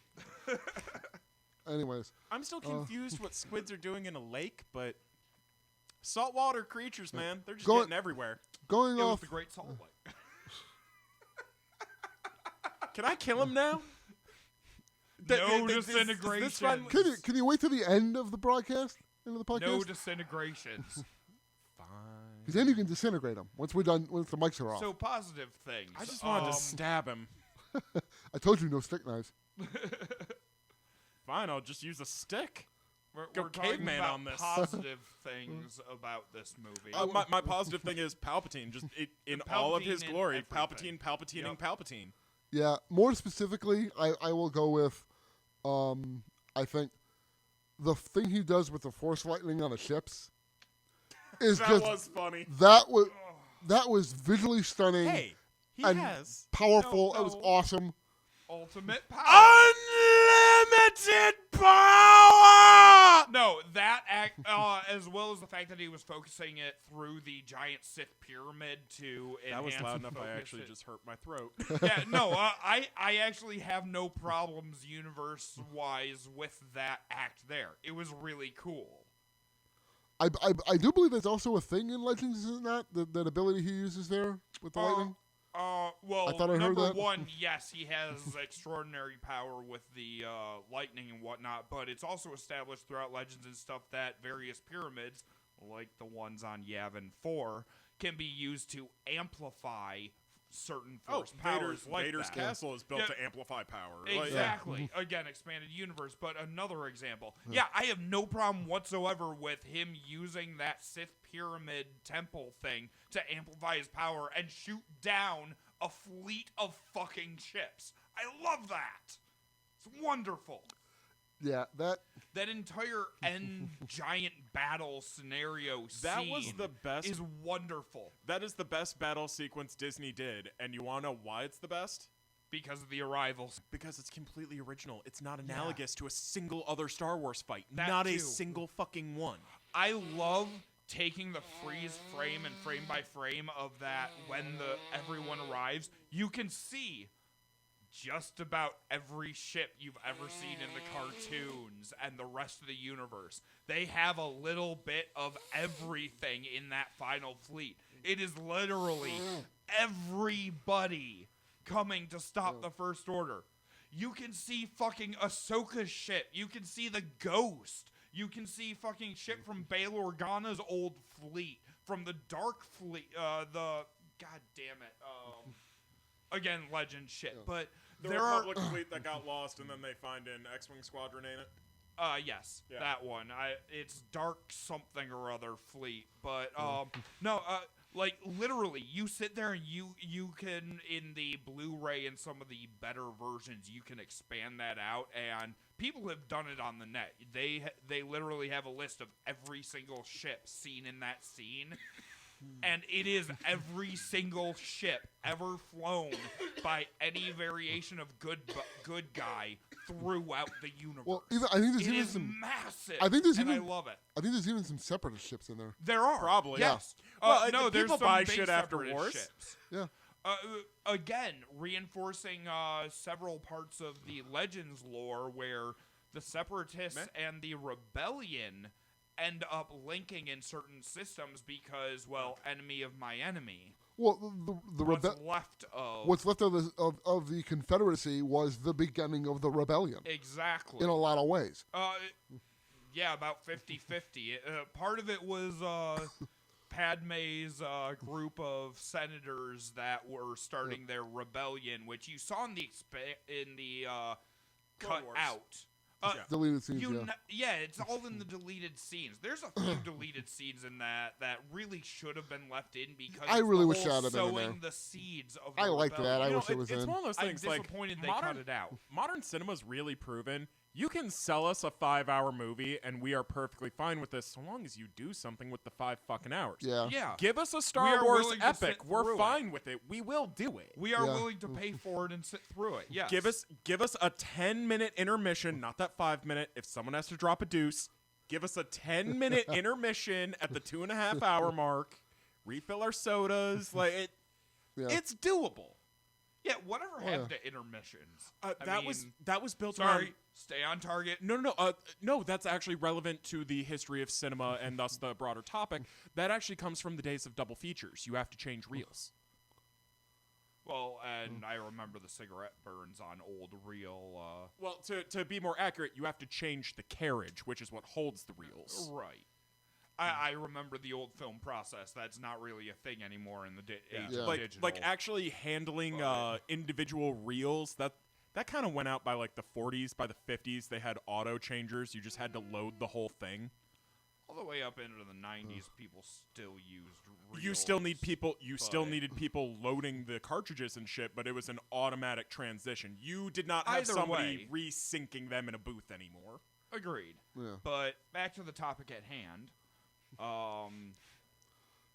I like think we've scenes. all gotten some positive things out, Yeah. and I'm not going to say this is the end of my positivity for this movie because I'm sure things will occur. I don't think it's the end for any of us. I think we all have more than just what we said. I genuinely like this movie, just as a movie. Mm-hmm. And I don't think it's a very good Star Wars movie based on the merits of Star Wars. But just as a movie, this is the most solid thing Disney gave us. The ridiculous portions of the plot are dealt with before the end of the second act. It doesn't cloud the rest of it. Well, to be fair, the first act is J.J. Abrams catching us up on things we needed to know that should have happened in the previous not movie. quite. Babu Frick in is order to entirely make- new information. No, Babu Frick's that's in the all- second No, act. that's in the first act. They go to Babu Frick, they get the Sith translation, then they go get the dagger. Oh, The yeah, second you are act true. ends when they get to the map piece. Fair. Either way, the first 20, 30 minutes of the movie always felt like It's rushed. It's basically J.J. a bit. Abrams making up for the fact that it feels like he I'm needed watching a- an old anime where it's this is the information you need to know, and then you get your intro song piece, and then we get into the actual story we're telling. this movie could have been 2 movies. It could have It been. absolutely could have. It is a very long movie. I would have been honestly annoyed if they had done that, though. I think too Oh, many yeah, films no. have done this part pull a 1, Harry part Potter 2 shit. 7 with it. No, Harry Potter, Twilight, The Hobbit, it's a bad move no matter who does it. this just goes back to I think to the point we made earlier about how the whole laying out of the initial process of these films, 3 different directors, 3 different ideas. If they was had a just failure. if they had just told J.J. Abrams to make 3 Star Wars movies, It would have been I think glorious. we would have gotten. It would have been better. I think we would have gotten roughly, Force Awakens, the Rise of Skywalker, and what was basically the first 20 minutes of the Rise of the Skywalker Return of Palpatine. expanded out into Or a third film. Palpatine's Revenge. Actually, teasing Palpatine at the end of the second movie would have been a very good mirror Yeah. to the end of Oh, their yeah. first run, at which point they're no longer echoing shit they didn't make. It would have They actually- are Yeah. actually building on their own foundation. It would have actually validated Snoke's death. yeah, because there's yeah, in a big way. Yeah, there would have been a face Yeah. behind Snoke controlling it all, and we would have seen that. That You would would have have been- seen him as a Instead- puppet. You wouldn't have Yeah, seen him as... instead, Snoke is a brick wall that we just ran the plot train into. Yeah, no. Yeah. Having the Palpatine reveal at the end of the second movie, Would have rather fixed than all of being in Snoke's the trailers and all that leading up to the third movie, so everybody knew about it going in. At least if you were watching the trailers, would have been the big moment. Yeah. I don't think it would have been as big as Luke, I am your father, Like, they could have... but it would have been It would big. have been as They big could've as been Luke big. on the cliff, They turning literally- around to her holding his lightsaber. They At least he's literally bigger than could that. have Yeah. left it as nebulous as Rey looking out into a dark patch of space and hearing whispers from Palpatine. We wouldn't even need a complete statement. He could have laughed through the Force, Actually- and that would have been enough. Yeah, just that laugh. I love it. Just give me just give me a throne shrouded in shadow, a character wrapped in black, and the 2 yellow eyes. Oh, I don't even need that. Honestly, I think that would've I just think the been- visual would have fallen short of the impact of a Doing shadow in would the have blue given. sketchy Well, it's hypernet like the connection. it's like shit. early black and white horror and psychological thriller movies. The reason they're good is they don't show you the death. Yeah. They give Right. you enough to fill the blank in with your own imagination, which is always going to be more terrifying than the guy next to you's imagination. That was why Yeah. Vader was such a good villain with you never seeing unknowable. his face. Yeah. Totally unknowable. It was To the point fear that of the people unknown. rejected the possibility of humanity. Yeah, it was the fear of the Yeah. unknown. And yes, I agree. Just a Palpatinistic cackle at the end. I think there's a lot of been power great. to diegetic and non-diegetic sound in a film, and I think it's something that gets ignored by a lot of modern filmmakers. Oh, it especially exists, it's modern. around, but it's more of an art house thing, and I think that's a Well, bit of a 'cause shame. I don't think either of you saw the trailers for this movie. I avoided them like the plague. The That's- only scene from the trailer that I saw was The Flash. I think everybody saw that because it's in like the first 5 seconds of the trailer. No, the scene I saw from the trailers was Rey doing the backflip over the The tie. Kylo's tie. Yeah, and that I'm pissed actually me fairly off for certain it's not a lot tie. of- I think it has its own designation. No, But it's it a- is it's a fighter. tie. It is? It's not the same fighter as the other movie. Okay, it it's is a tie. it is a tie designation? Yes. It's not an I'm interceptor. surprised by this It's because a, I absolutely love Sinar systems. Oh. Sinar kept going. there's another designation for it. It's God. I cannot remember it. Anyways, that But- is the only scene from the previews that I ever Alright, saw, well, and that was on 'cause accident. I did see him. We were talking about with the Palpatine thing. That is basically how they do that reveal in the trailer. Where at the end of the trailer, there's that line of when who is it? I think is it Leia saying no one's ever really gone. From the movie is uttered, while they're on the shot of the broken down Death Star, Yeah. and then after that you just hear the cackle in the background. Okay. And that's at the end of the trailer. And I've seen the footage of people watching that when it was first released. There I is- just go Yates. And over everybody there. just lost their tremendous- shit. There is tremendous power to non-diegetic sound. Yeah. Yeah. Either way, yeah, everything with Palpatine was a high point. Yeah. I think universally. Yeah. Yeah. The only other thing I'll put up there, just because we all basically agree on that, as a moment that I think was kind of overdue, and it really hit me emotionally. This was the most emotional I felt in any of these three movies. When they get back and back to the Resistance base, and they say that we got to talk to Leia, and the one person whose name I forget tells them she's gone. Chewie's reaction. Oh yeah, Oh, just that immediate call. Weeping, Oh. crumpling. God, man, that hit me. That keening call that he utters. Give that to the sound engineers straight up because Chewie is Yeah. a manufactured voice. No, and but I yeah, understand that, but just a lot of between the work by a acting lot plus- of people. yeah, went Yeah. into that that. hit. That hit me harder than Although that anything brings me else, into man. the biggest cock tease of the movie with Chewie false Okay. death There was bullshit. a tie for my hated thing, but you're gonna touch on one half Actually, of I this was tie. gonna lead you into it because I knew Oh, that was your okay. thing. Help support Okay, the if rage everyone- that I feel. For If that my set other of doesn't come scenes. up, are we cool with me taking two on this one? Because again, I No, actually that's like fine. this one. No, that's I fine. I have several, and I want to highlight a different one. The so. Chewie fake out is the most nonsensical fucking thing in this movie. It was unnecessary. There are real problems, such as the Death Star wreckage fell and stayed in that configuration for how long, being that brings battered me into by. my main point. I'll talk about that. yeah. That's really bad, but that's not the most egregious thing. The Chewie death is just a slap in the face to anyone who's been with this character for longer than the Disney run. Now, but I remember when the fan base blew its shit during the book series when Chewie died. At least he died like a fucking He Wookiee, died like a fucking Wookiee with a moon crashing down onto him. unleashing a battle cry as he Right. goes. Now, admittedly, the fan base flipped its shit. It was a worthy end. Anderson still takes shit to this day over the way he killed Chewie in that. I've seen people online complain that, how did they kill him? They dropped a freaking moon on him, really? Yes, because Because that's what it that's takes to kill what it Chewbacca. But I've seen people, who don't like it. I've lived through both sides I'm of not. that argument. I'm not convinced But Chewie this- doesn't dig himself out of the rubble later, get a sweet robot arm, and starts bounty hunting. I'm not convinced that doesn't happen. But what they did to Chewie in this was just a kick in the nards The to entire the entire fan the entire base. problem with here's the thing: it would have been absolutely fine if it hadn't been a fake out. If that's how Chewie dies, and you are just left with that raw lack of resolution, and you have to deal with his death, you have to process it suddenly and unexpectedly, you are then feeling what the characters feel. You are empathizing.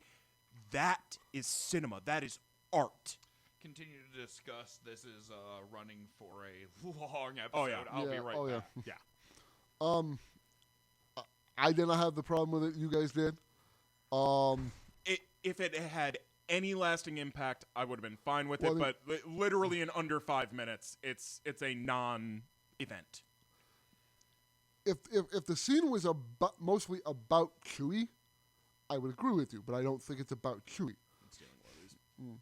And normally you could say a death fake out of Chewie not being about Chewie would be disrespectful of the character, but in this case I don't think it is because of how quick it's resolved. Because we get the resolution, we as the audience get the resolution fairly quickly. Oh, I don't think it's an insult to Chewie. I think it's an insult to all of us watching. It worked because there's nothing wrong to me. There's nothing wrong with the scene. It plays out. It makes sense. It's fine. You get that emotional impact of wait, what? Which is what Rey is supposed to be feeling, and ultimately that's the emotional point of the scene. Isn't even that she kills Chewie. The fact that she finds out that Chewie's alive later on doesn't even alter this, but the fact that she believes that or knows that she could have or almost killed someone who's a friend because of this thing in her, this darkness in her, and that part of her almost hurt somebody she cared about.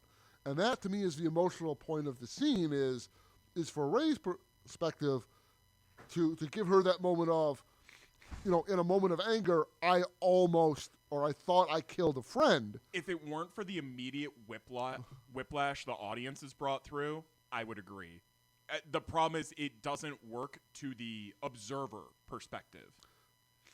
I didn't feel that much of a whiplash to it. I felt like I had just enough time to register, holy shit, that just happened, and then to actually kind of start thinking, all right, I think they subverted something here because I don't think they would have killed Chewie that way. And about the time I was kind of setting myself with that, I got the reveal that he was actually alive. So it was like, oh, okay. At least for me, anyways, the pacing worked with my own internal dialogue. So I didn't feel rushed. I blatantly wasn't a fan of that. I don't think that's the most egregious thing, but that is up there. I have 2 points that I will talk about as far as issues I have with this movie. And the first one, I will admit, is a bit of a softball, and there are ways to explain the way. But the knife, the dagger, this ancient Sith artifact that just so happens to be carved in the Dude, the they shape pulled a Goonies. They're looking for yeah, One-Eyed Willie's gold. Right. That is Where's Sloth? And this isn't even bringing in to things like if you look on the internet, you can find various papers written by exceedingly smarter than I individuals about what happens when you blow up the Death Star over Endor. Oh, yeah, the And wreckage burns up in the atmosphere. I believe one of the most clouds the popular entire older thing, ones causes out an there ice is age. called The Genocide of Endor. The it's falling a debris creates scientific forest paper. fires. Yeah. So, oh, yeah. Even accepting that this is a universe where that somehow didn't happen. Extinction level event, and they're partying.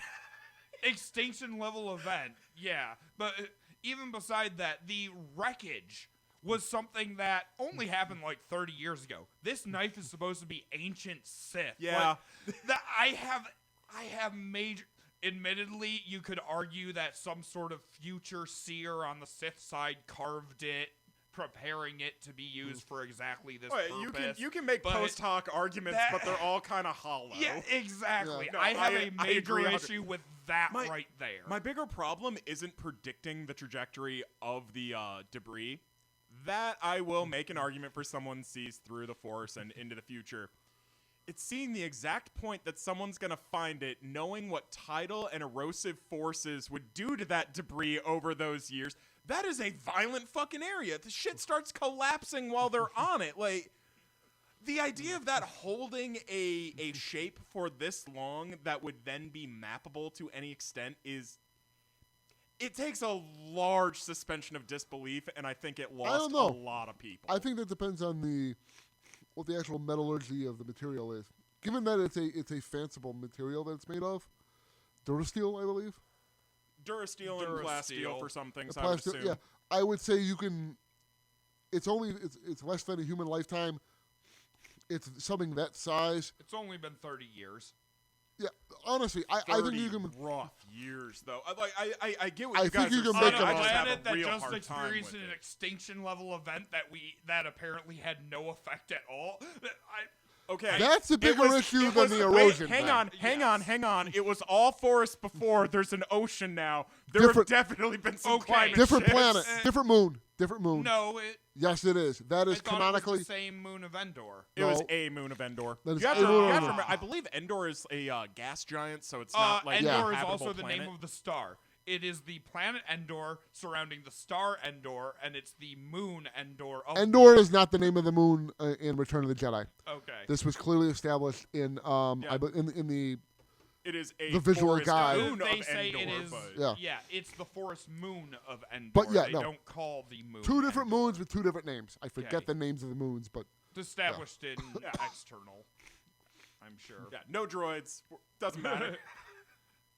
Yeah, that has always kind of bugged me. I- The other one that I feel is the most egregious problem with this movie overall. Rey should have died instead of Ben. I agree. I don't think that's the most egregious thing. I fully agree with you because, like, Kylo still had a redemption arc to go on that he does not get to fulfill in And any Rey had meaningful capacity. played all of the points she needed to through the narrative. It's not that I dislike Rey or anything. It's she had played her narrative if Rey's point. character had died, it would completely eliminate the Mary Sue argument because it's would. building to ultimate sacrifice. Right, That's it would, and that would have made all of that make sense as it went, and it would have completed Ben's. It would have paid off as on much Ben's as arc. as much as I want to see shit that's not about the Skywalkers should have walked away from that one.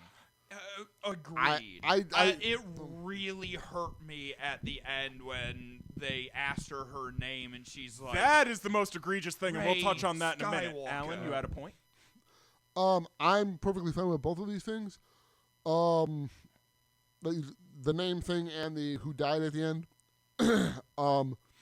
I will admit it's an intriguing idea. The idea of her being the one to bite it, which that's what I thought for a while there that they were actually going to go with when I saw it.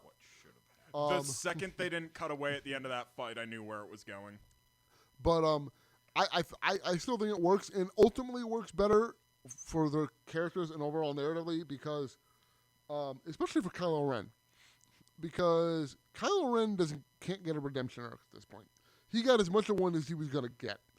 Well, that's just it. Same as Vader. He could have had more time. No, my he point is was that he can't. well on his way to true redemption. He had turned back to the He Jedi had taken the side. first step. True redemption would have taken a lifetime of action. Of the two of them, All right. he also had enough training to train other people. Rey's operating in the dark if she finds that. She's got the books. Yeah. No. Yes, she Yoda does. She does. burned the Yes, fuck out no. of them. All right, dude, she we've- has the Wait. books. At We've the had this end. discussion. You see the books on the That's right, Falcon. that's absolutely right. He has did the steal books. those. That's right. Which is why Yoda burned Fucking the desert tree. rat. Yeah, That's that's right. why Yoda says there's nothing in that tree that you need That's that anybody right. I needs because he forgot knows about the books that aren't in bit. there. Also, we didn't talk about that. We barely even touched on No, Puppet we Yoda in that we have scene. talked about this as just like fans Oh, before. outside. Yeah. Yeah, no, Yes. because you've made this point before, and before we've Yeah. even been like, no, she definitely is putting those in a hidey hole Oh on the yeah. Falcon. Oh yeah. But still, having some old books, which She- even Yoda admits page turners They were that- not. Yeah, right. dude, she actually looks through the books in And this she movie. does. Yeah. I remember Yeah. that now. So But I still feel that Ben would have been a better choice to rebuild. He'd the done Order too than much. Rey. See, that's just it. I don't think rebuilding the Jedi is even necessary. But Nor do even I, Luke went but- dark and came back to the light side. It's Yeah. how he understood the balance and how all he right, canon. legend. ultimately became a yeah, master. that's no. Old canon, yeah. But the I point know, is, I know. Kylo Ren is responsible for multiple for genocide. He has So done. is Kip Durham. He is Alan? responsible for shit on the level of Vader.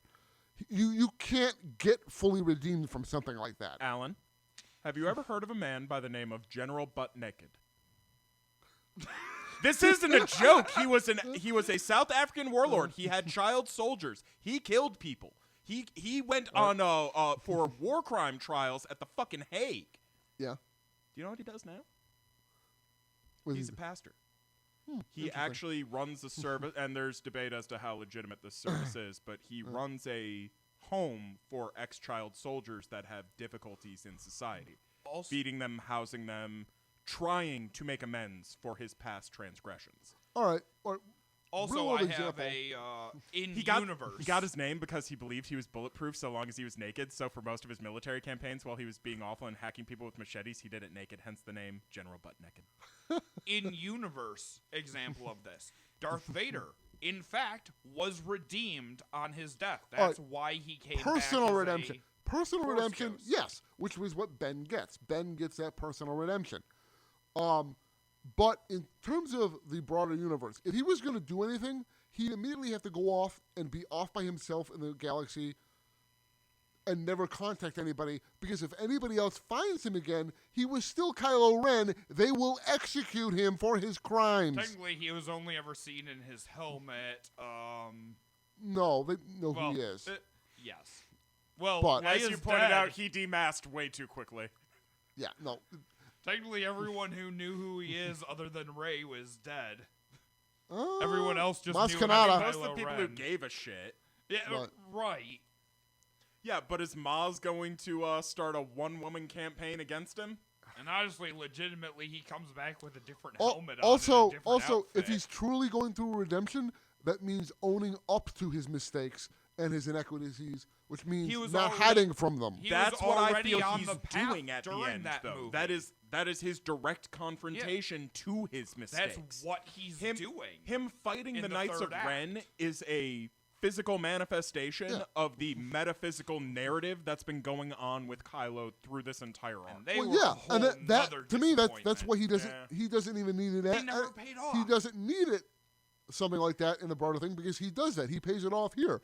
He stands side by side by Rey, and he ultimately pays the ultimate price and sacrifices her I life, think his life, in order to allow her to live. my perspective is he took one step down the proper path and then was cut down. I mean, what would you think he was going to do after that? Do you really believe a scenario where everybody else in the galaxy just lets him be the new Jedi Master No. and forgives him? Is No, it a thing I that would believe happen? no, I believe he would then have to have a serious redemption arc where he has to earn this redemption, not just be a better person, but have it be reflected in the universe as a whole. It's more of a story going forward than Rey has. Yeah, Rey's story ended. yeah, no, straight up. We really don't have anywhere to go from here with her. To jump ahead to my thing that nobody talks about, because I feel this is also a huge mistake I think on the we're part of about this at that production. point. Of this production, at the end when she is asked, "What is your name?" in Force Awakens, we have the same sequence. Someone asks her who Yeah. she is. I don't I'm have a just Rey. Yeah. Just Rey. And she was fine with that. She didn't know who Rey was at that point, but she was fine with being Rey. By the time she finds out who she is and her role in this universe, why is Rey no longer sufficient? Why do you Identity have to be someone else? Why do you have to latch on to a new identity rather than making peace with your own? I He would was into disagree with you. identity theft. I disagree with your initial premise. I don't believe at the beginning when she says just Rey, that's her just at peace and accepting of that. I think that's her saying, "I'm just Rey. It's I'm all nobody. she I don't have any more than that. I wish I did, but I don't." So that when at the end, when she says Rey Skywalker, that is her choosing to embrace a legacy, choosing to be That's her somebody. stealing a legacy that she's not a part of. Yes, she is. And She got- realistically, her Luke and like, Leia are the two people who trained her, who you, passed that legacy on to her. You make the point about owning the past with Kylo. Why isn't she Rey Palpatine then? If she understands who she is and is accepting of this, the story of She should Palpatine be is just able as to integral to any other part of this. She should be able to accept Well- herself for who she is, not steal. She's Master still just hiding. Skywalker's She bloodline is not a and name. Skywalker, no matter how you slice that. Yeah, well, she is, but because it's not. She's accept. It's not. It's not about your birth. It's about the legacy you choose to honor. That Then is why the not decision. be And that's just the problem. Rey? Because Shmi Skywalker gave birth to Anakin Skywalker. No matter what, latching Because on to saying the she's just Skywalker. Rey doesn't for show Luke any. Skywalker. That doesn't show that she's chosen anything. That just shows that she's gone around. It's like, I did all that. I guess I'm It just shows still that Rey, she's but- chosen to not repeat the mistakes of a bygone generation. It would show that she's willing to let things move past the Skywalkers. And if not, it's shown that she is so flaky, she'll grab onto any name she feels. Well, if you It's don't not just choose any it name, as- though. But it is. It's No, all it's about not. the name. The name is what we are arguing against. She shouldn't have taken the name Skywalker. It's not hers. She adopted it because she was adopted by the people in that family. You don't get to do it that way. Yes, she does. Where are the rules? Where is it written down that just because you are not born to someone, even if they raise you and take care of you and bring you up, that you are not entitled to their name because you didn't come out? Well, You number have one, their genetic. didn't Raised or raise brought her. up by them. This is like Out of maybe the last 5 years of her life. Yeah, but she hasn't had anybody raising her really at all. You know other than what? the I first really part of like it. Michael Myers. I'm going to supports- change my name to Ben Myers and adopt myself into his family. No, you don't get to do that. You have to be raised by said person to call them your parent. All right, she was trained, and they were her mentors.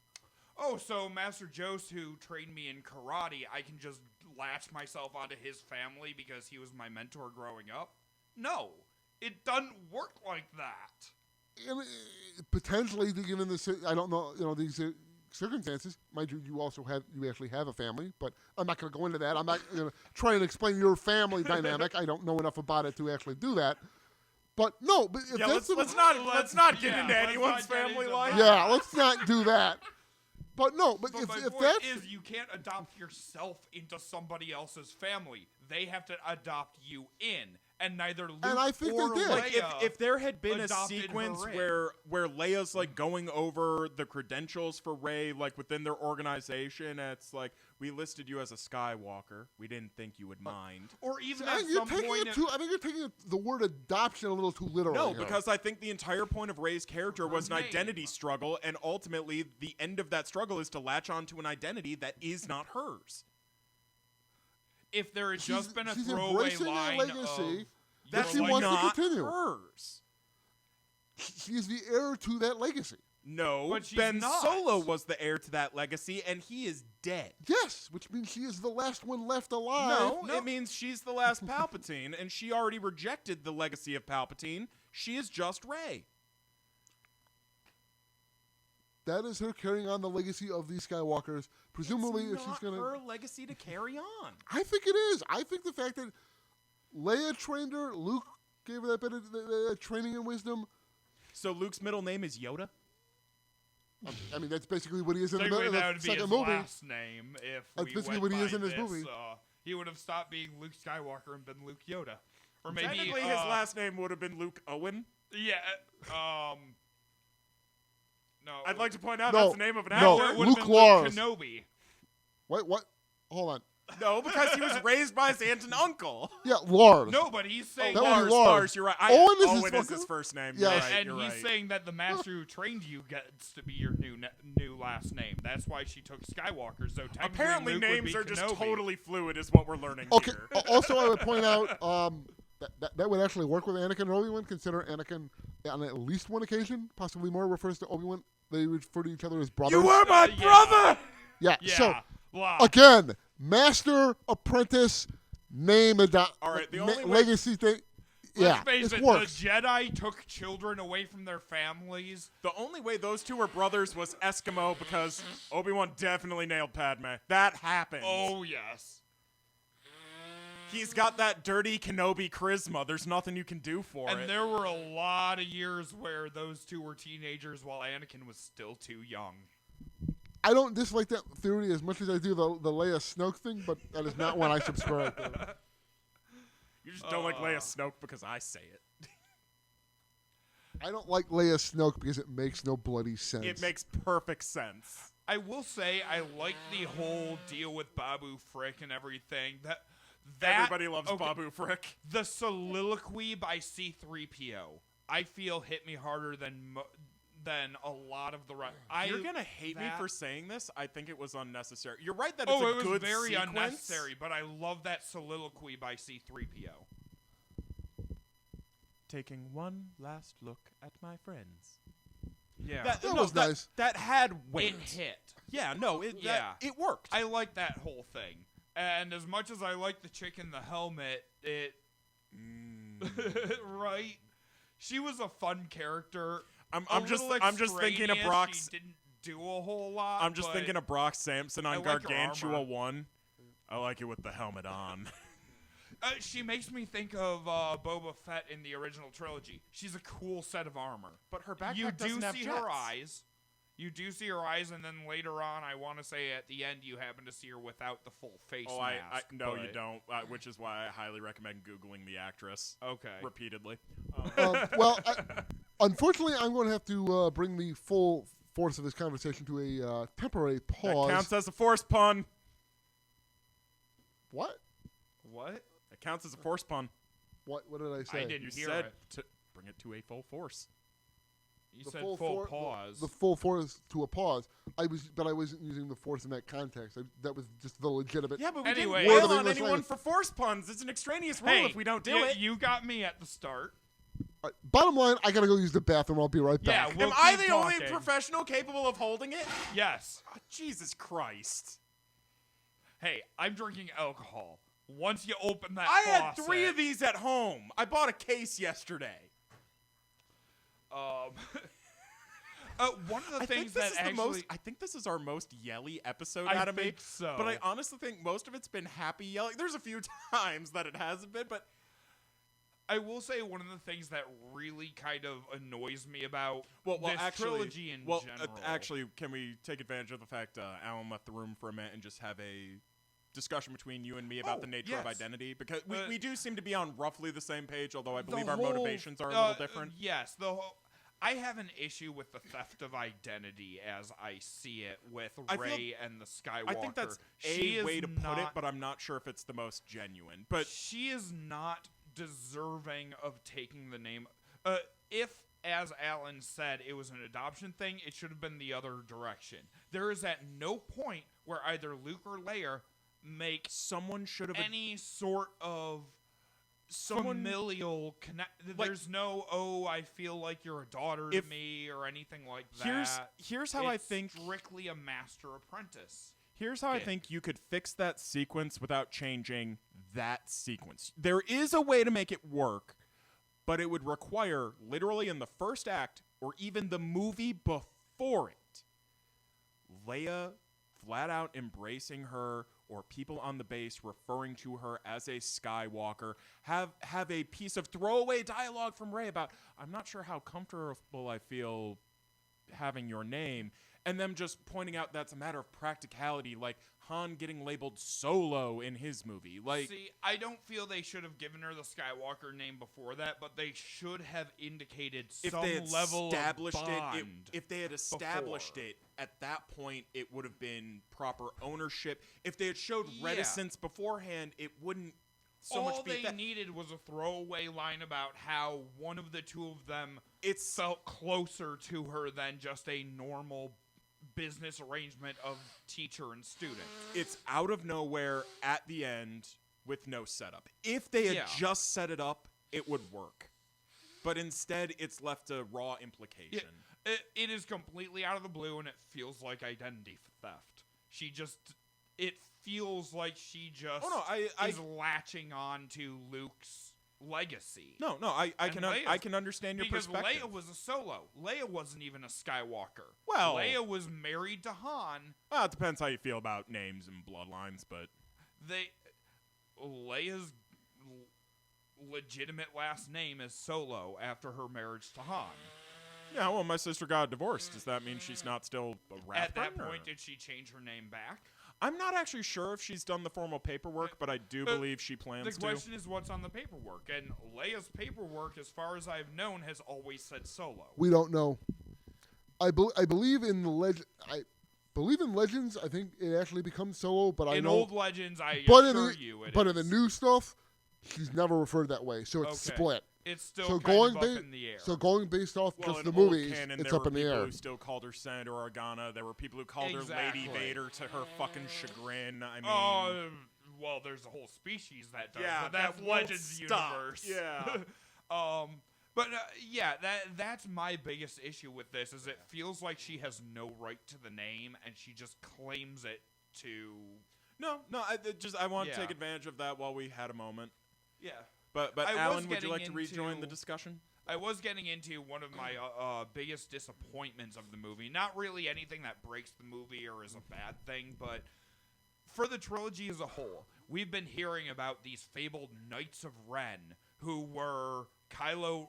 They were the Jedi that Kylo Ren helped away from, and they were other acolytes that he had taken on, and they were like his right hand and left hand people. And we never see them. And Did anyone else we think keep the Royal hearing Guards about in the them. second movie were the Knights of Ren? I thought so at right? first. I really thought so too. And we never see them, and we never see them, and we never see them. And then when we do finally see them, we have a scene of them basically stalking through a city where stormtroopers are doing the actual work. There's actually a And- weird correlation to their weapon loadouts and the characters in Rogue One. I've heard about that, and then we have the scene where he totally kicks all of their asses. There is no payout for that. There's no resolution. They're never played upon. I'm sure they are very much in the Disney canon Nope. universe. No? No, So they're we a still disappointment have the whole way absolutely round. Yeah. nothing. Yeah, no, they're No one picked Oh, up you that know what? plot road. actually. You know what? I think there is a comic. I think they do show up in the Kylo Ren comic. I haven't read that comic though, so I can't say how much. They were set up to be this like essentially the Inquisitors that Vader had for Kylo Ren.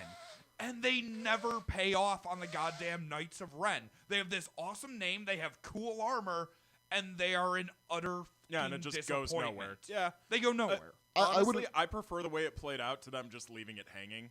It's better that they at least cut Okay, it at off. least Yeah. they ended it, but It's it not a was an defense utter of what they fucking did. Yeah, no, it's not. disappointment.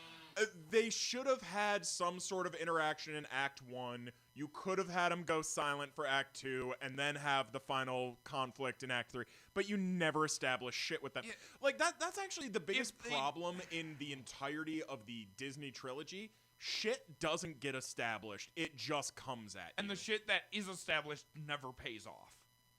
Frequently. Frequently. Yeah, They are bad at running a trilogy. They're good at doing something like Marvel where you take a whole bunch of different things and then have to tie them together. But this wasn't supposed to be that. This was supposed to be 3 stories interconnected following each other. And they just fucked it all up. Because they didn't design it as 3 movies connected following each other. They made it as they let them make 3 separate movies. Yeah. This And isn't that a was failure to fucking make a good trilogy. This is the failure to actually organize it as a trilogy. I would agree with that right. assessment. I would agree. Yeah, no, you're definitely onto the... You're hitting the nail on the head with that. Yeah, and I will say you are absolutely right about the Knights of Ren thing. That was a disappointment. I mean, they weren't like the big draw that I was just dying to see. No, but you want them but to they do were- a thing. Yeah, I I've been wanted to waiting do a for them since thing. they were It's like- first mentioned in the first movie. Dude, it's like the first fucking mob episode of The Simpsons where the Yakuza show up at the end and Homer's like, oh, I'll go inside because as soon as we do, you know that little guy who's just standing there is going to do something awesome. They go inside and he immediately flies through the big bay window on the front of the house, missing his shirt and suit coat, stands up, brushes the glass off himself, bows, apologizes, and then jumps the fuck back out the window. That's the Knights of Ren, ladies and gentlemen. You know, to relate to my previous rants, the Knights of Ren were the MacGuffin that never paid off. Yeah, no, they They absolutely teased were. it in the first one. absolutely It was were. mentioned in the second one. And by the time we finally saw them, they was bitches. They could have gotten away with it if they had just been a part of the earlier focus of this movie. Had they either been an earlier part of this focus or had they shown up at all. all in any form in Rian Johnson's movie? Dude, they're not in The Force Awakens even. They're mentioned. They're mentioned, but they're not They're- in it. I'm okay They're with like them. they're like Randall okay. in the Jay and Silent Bob reboot. I'm okay with them only being mentioned in the first one. That was a teaser. But we should have seen something of them in the second one in order for them to actually play a meaningful part in the third one. I would They agree. failed entirely. Again, though, this was at least a fun movie. Oh, it was wonderful. As much as I bitch on white stormtroopers in a forest, red stormtroopers on black Star Destroyers. Can you shout, hit my center of mass any louder? Yes. They By could've- putting a bullseye on it, yes. No, they could have gone all cyberpunk with it and had like neon piping throughout the armor. I like the idea of red stormtroopers. It calls back to the old Imperial Guard and shit like that. But the practicality of having all of your stormtroopers being bright red in a stormy scenario on top of black Star Destroyers just A fair portion of that was actually makes me laugh. That was probably done on purpose, so like the to audience separate could it follow from it easier. the Yeah. rest of the troopers. No, it was a definite change of armies. The British colonial army called. They want their uniforms back. Yes! Yes! We Oh. saw how that worked with the American rebels. But that's one of my more innocuous things. How about y'all? I mean, Also, we haven't talked about skipping yet.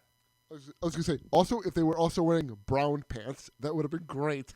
I would have totally accepted that. Oh, that would have been great. But light speed skipping. Can we talk about that stupidity? Broken. That is one of two things in this movie I cannot rationalize.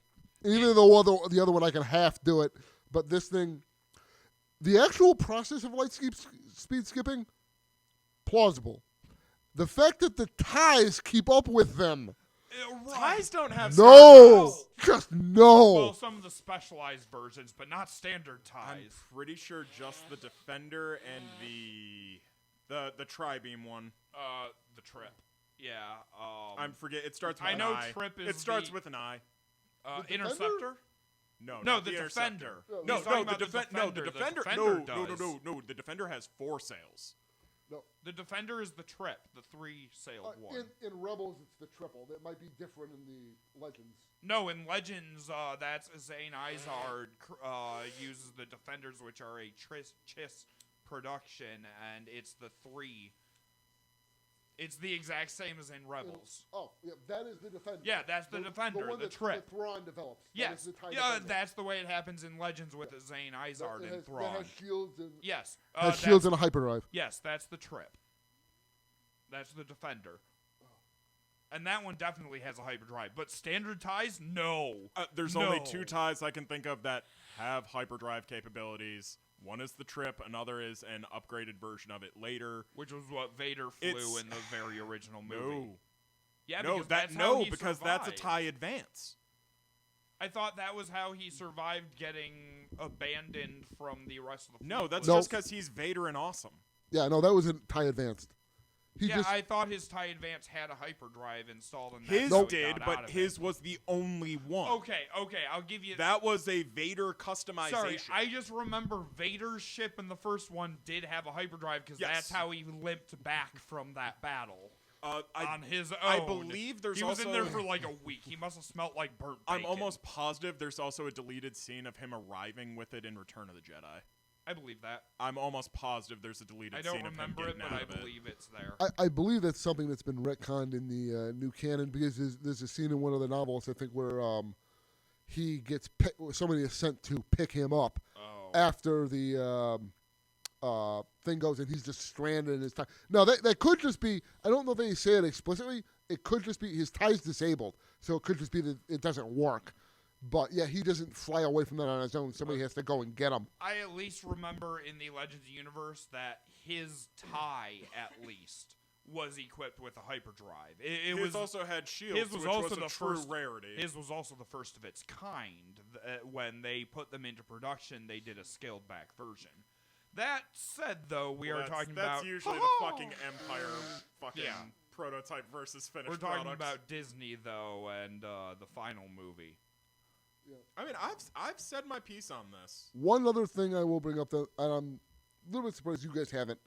It's a minor thing, but I think it's the other thing that you can't rationalize away. Say. Although if you Is remove it it, Poe and Finn bitching the whole time? no. It's one line of dialogue that completely screws up the entire rest of the film, but if you remove it, it's a non-issue. And that's the fact that at the beginning when they find out about the fleet on Exegol, they give a time frame to how long until the launch is How supposed the to fuck happen. Could they know? I think it was through the intel, through the Yes. mall, Many Bothans died to bring us this information. or whatever that little shit was. I don't know Many what the hell he was. Bothans died to bring me my coffee this morning. Those Bothans die too easily. That's the only way you know it's any good. Excuse me. They say 16 hours. If I'm remembering correctly. Oh, That believe would me, mean 'cause I don't that remember. means that the entire course of the movie only takes place over 16 hours. That's there was impossibly short. there was no way. That was the problem. No with way. The Ryan Johnson movie too was just timelines don't work. Well, but the interesting thing about this is, unlike that where there's some finagling to do, this, other than that one line, everything pretty much plays out where you can just If you cut that line out, it works. But with that Yeah. line, Yeah, it's because you gave a Gets definitive awkward. goalpost. yeah. I mean, and even then, I understand why Abrams did that. He was trying to instill the sense of urgency, but it didn't work out. Like- I don't know. I think it could be an oversight. I think Alan's really onto something. and even then, I was thinking about this last night at work. I came up with a theoretically plausible scenario Okay. is that make this work, and that is in a scene that we don't see. At some point, someone either at first I was thinking the Resistance, but that doesn't work. But like say Hux, who's the spy, he does something in between them getting that information and another scene in the movie that actually sets back the project by like several weeks. He And then- sabotaged something or other before he Yeah, gets and killed. gets word out again so that we don't have 16 hours, we've actually got like 16 days. Yeah, but That is again, that theoretically. that never showed up in the film. Yeah. So what we can You could- see is rather awkward. Yeah. Anyone else feel Lando was kind of not Shoehorned used in. well? Shoehorned in. I want to avoid calling him token, but it's really hard to not view it that He was way. there for a cameo. Pretty much. Yeah, I mean he was. That was there. He was there because people wanted to see Lando Calrissian, Yeah, and it makes people sense like for me him to be who around. absolutely on, love hang on. Lando goddamn Calrissian. He was there because they killed Han and Luke and Leia, and they no longer had any big names from the original Do you know what? trilogy. Do you know what really disturbs me?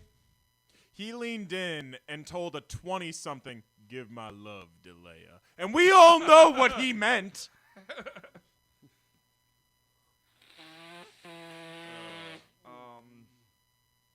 Damn, there was one more thing I wanted to mention, and I thought Though about it. in his defense, though, it's Lando Calrissian. He sounds like he's hitting on anybody he talks to. He is as- hitting on anyone as he a matter talks of to. course. He's Lando Calrissian, as a matter of course. He fucked Lobot, for fuck's sake. The man will do anything.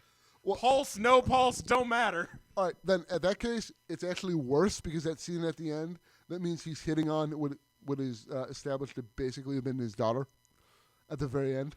He's freaky. Of course, he doesn't know that, but That's freaky. fan theories. yeah. Then again, there is a history of that in this franchise. Oh, Lando definitely Getting has freak- kids. getting- He doesn't know any of them, Well, but he get- definitely Get- has no, kids. I mean, getting freaky with blood people relatives. that you don't know are blood relatives. That's a thing of this franchise. Luke and Leia. For luck.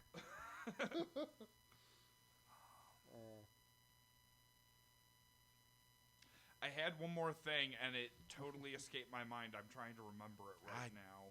I think we're done, man. What I'm gonna ask? What do you guys think of the Harrison Ford scene? Of the Harrison Ford Oh, scene? his In this movie. Force Echo Oh. memory thing. The memory thing, yeah. It didn't really hit me very good. I mean, I could have. Take it or leave it. Wasn't Yeah. all that impactful. I mean, sure, it makes sense. I don't have a problem with it. It didn't cause a narrative issue, but it didn't stand out in any way either. I liked it. I thought it was solid. I think it added to the moment. See, this is why these discussions are actually like useful. Star Wars is something that everybody can take a different thing from, no matter how many times you've seen it. When you watch it again, you can see something you've never seen before. Like, Yeah. Star Wars is. There's a reason it's held on this long. Very, very few pieces of media survive the test of time the way Star Wars does. Oh yeah. And that's and that's the beauty of, I think, in the new era, where because part of the frustration with the prequels was, back then when we got those, that was it. We thought that was it. That was pretty much all we were going to get on the screen. Well, at it least. was a new beginning to a story that had already ended. The end was always there. Yeah, but we didn't think we were going to get more. No one thought they were necessarily going to get more movies. We didn't know if 7, 8, and 9 were ever going to happen or anything like that. I honestly never believed Lucas had them written. Yeah. I have never once for a second believed he had No. all 6 movies written. Did he have an idea for a grander epic than he was going to make? Sure. You did not have 9 movies scripted, you asshole. You did not. I believe he had ideas. Ideas for movies. I Yeah, don't think he- ideas are one thing. Scripts are another. No. But to me, that's one of the beautiful things about Disney having the property now and that they're making more stuff is that if you don't like one thing, wait a while, something else will come along in the same universe. Don't like this story? Maybe you'll like that story. This story appeals to certain people. This one will appeal to other people. It's there. As long as the fandom as a collective whole continues liking stuff, which generally is, they'll keep making. What's No, No, he's looking at the concrete like he's going to develop laser beams and start burning a hole through it. There was a goddamn point I wanted to make, and now I can't. It's for too the life late. of me remember It's too it. late. We're at the end of the show now. No, it was about something we had been talking about, and We're summarizing our can't thoughts and goddamn feelings. remember We're it. at the narrative end. Yeah. I'm sorry, Ben. Oh, We're just gonna have to Ben solo you. This is actually something that I had brought up earlier. The whole pet droid who has a pet droid. I feel that Dio was completely Background for like 5 seconds. It didn't affect He shows up in like anything. 3 different scenes, and when That you was- really get down to it, he played no. They part used the whatsoever. droids the way the droids were originally implicated. Silly background No, shit. utilitarian purpose when necessary, and out of the fucking way the rest of the time. Well, and Dio didn't even have a utilitarian purpose. It Yeah. couldn't do anything. It Yes. rolled around and spoke in one-word phrases. Well, its narrative purpose was to remind Rey of her past, but it did serve a function. he within the did plot. also provide I forget exactly what it was, but there was a piece of information they needed that he provided them that he had stored from that guy's ship they got him off of. It So also he did- implies he had it the You're whole right, time but- and wasted a bunch of time pursuing a thing that they already had. But And Yeah. realistically, that forget what the information detail could have was, been though. gotten- I think it was a location of a thing. And It realistically, was something that helped them information find could a have location, I think. But That information could have been gotten by BB-8 plugging into something and being useful for once in this trilogy. Okay, he helped repair the Falcon a couple of times, but everyone's done that. I mostly just remember it being a beach ball with cable ties. Yeah, no, like having him actually hack into something Him, and gain her, some, it, whatever the Yeah, fuck BB-8 is, I don't know. I never got a solid personality from it. Agreed. I suppose all droids should be its rather than a male-female, but without a voice, C-3PO it's is hard. objectively male, Male and voiced. I will argue R2's mannerisms and personality Are is very male. is aggressive alpha male, toxic male. Yes. BB-8 is very neutral through the whole thing. I've always... I use him, but really I should be using it. You never got a lot out of BB-8. And then they give BB-8 his own completely useless sidekick that really never really needed to be there because had BB-8 actually been useful and plugged into something, he could have gotten the info. It wasn't necessary so- to introduce another droid. so you mean he's C-3PO? Think about it in terms of R2-D2 and C-3PO and what you just said about Dio and BB-8. Except You know, this time it's a healthy relationship instead of some weird dom sub shit. That is totally the relationship you just described. Droids, the most sexually yeah. liberated species in the galaxy. because they don't have sex. Lando definitely fucked a droid. Oh yeah, that definitely happened. That absolutely happened. Just because he inseminated the chassis doesn't mean it the did Falcon, anything with the it. Falcon has 3D scans of Lando's dick, and it's not from the time he stuck it in the exhaust pipe. Oh no, I mean he pranced around his room in front of the mirror all the time. He's got to try on those capes. I mean, capes, pants, shirts, ensembles, really. He was definitely a fashionista. I love Lando Calrissian so goddamn much. Yeah, but he felt more cameo than anything else in this. Yeah. Well, I mean, that's what it movie. was. It was Yeah. you know.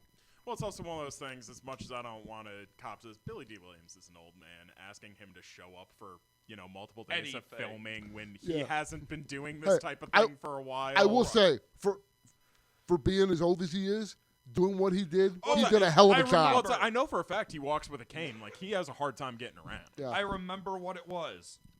My biggest lore-breaking issue in this goddamn movie. Luke catching the goddamn lightsaber. All that. Force ghosts aren't supposed to be able to interact with the physical realm. This was established all the way back with Ben and Yoda when all they could do was impart wisdom. It even kind of breaks I when think that's Yoda. more- I think that's more quote, because they're unquote, lazy. Calls down All right. I think that's more lightning. because they're lazy. Based on the movies, that is just an assumption. There is never anything stated in any of the other earlier movies that Force ghosts would cannot actually- interact with their physical I would environment. actually argue the walk that Luke and Obi-Wan take with Ghost Obi-Wan. Obi-Wan fucking sits on felled trees. Why Yeah. does a non-corporeal being sit? Yeah. So, I mean, theoretically, he was just kind of floating there. all right, but if we only take the movies, which is what we're doing Yep, here, yeah. that is. the only piece of evidence we have as to whether or not they can interact with physical environment is Obi-Wan Kenobi sitting on a fucking log. That is The snow going through him, the weather on Hoth not affecting him in any way whatsoever. Even through the later movies, I mean, Yoda sits on a rock and theoretically, quote unquote, calls down lightning to burn the tree. I'm still yes, iffy that's exactly on what he did. that one, but How many Luke Force ghosts did you catching- have to fight in KOTOR? That's expanded universe. And No, we're I'm not- trying to appeal to you right now. All right, also, Those it- were also Sith, Yeah. and it was very much a Force thing. You could argue that Vader under the tree was a Force ghost. He was a manifestation of the Force in order to challenge Luke under that tree. They fought with their lightsabers through the Force.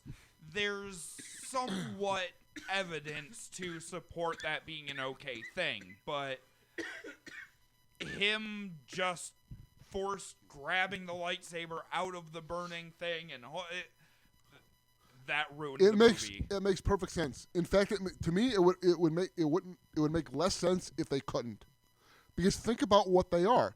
They are a Midichlorians? No. Force incarnate.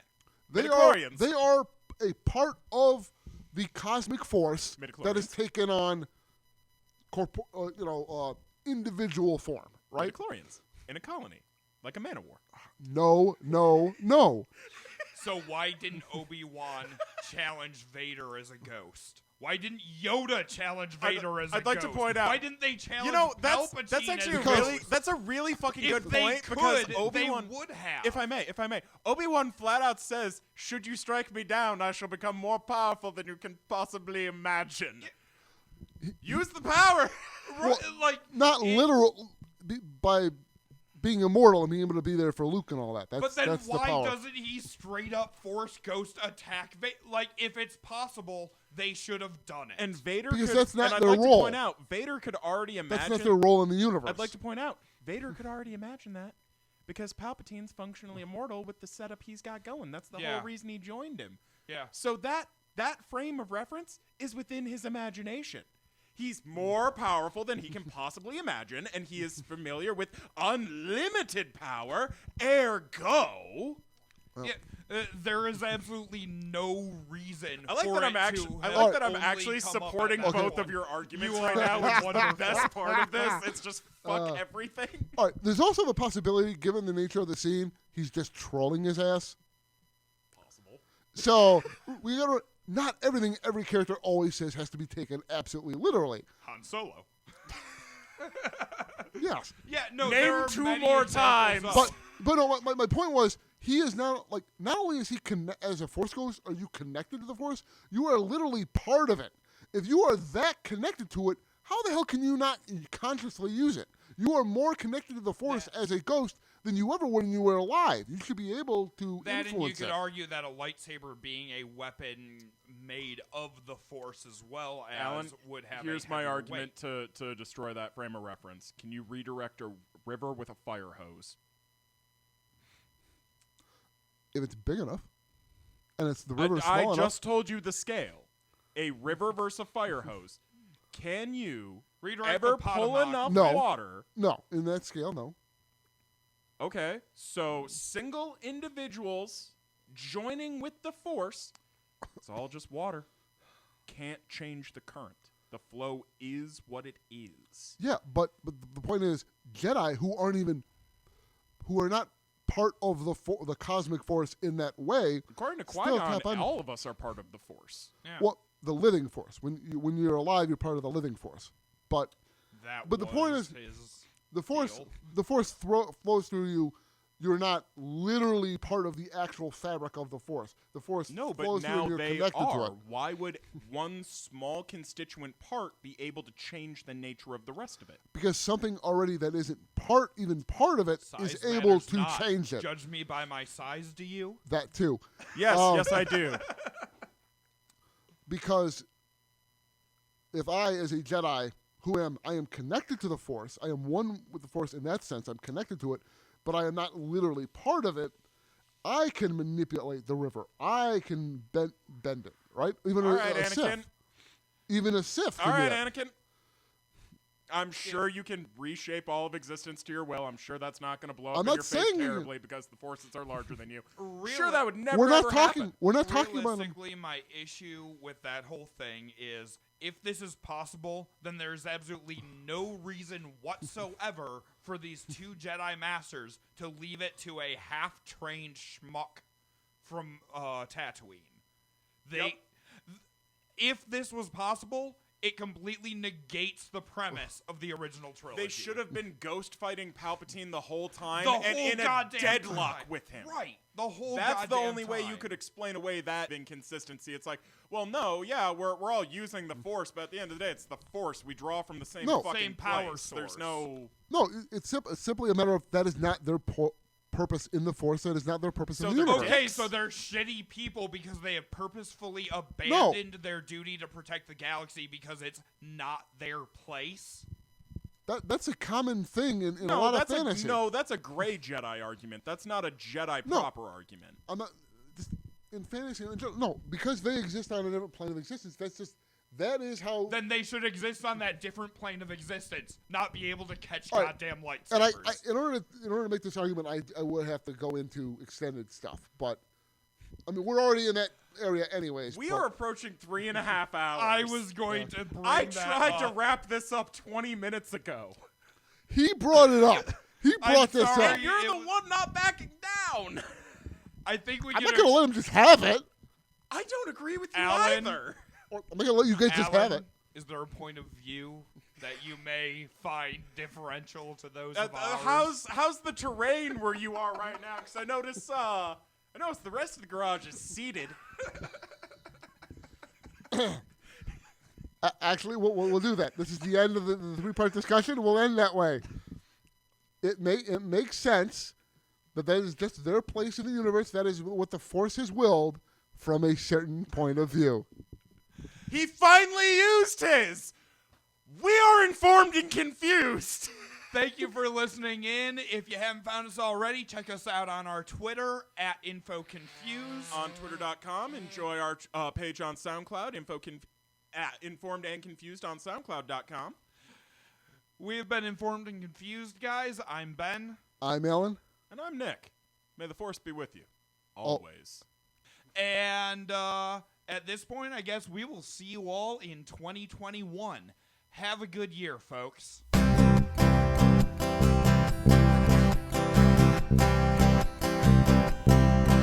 Next time on Informed and Confused. Big fucking war, man! Speaking of assholes, Holy shit, I aged a little. Jesus fuck. I mean, about time. I looked the same since I was 12, and that was goddamn devastating mentally.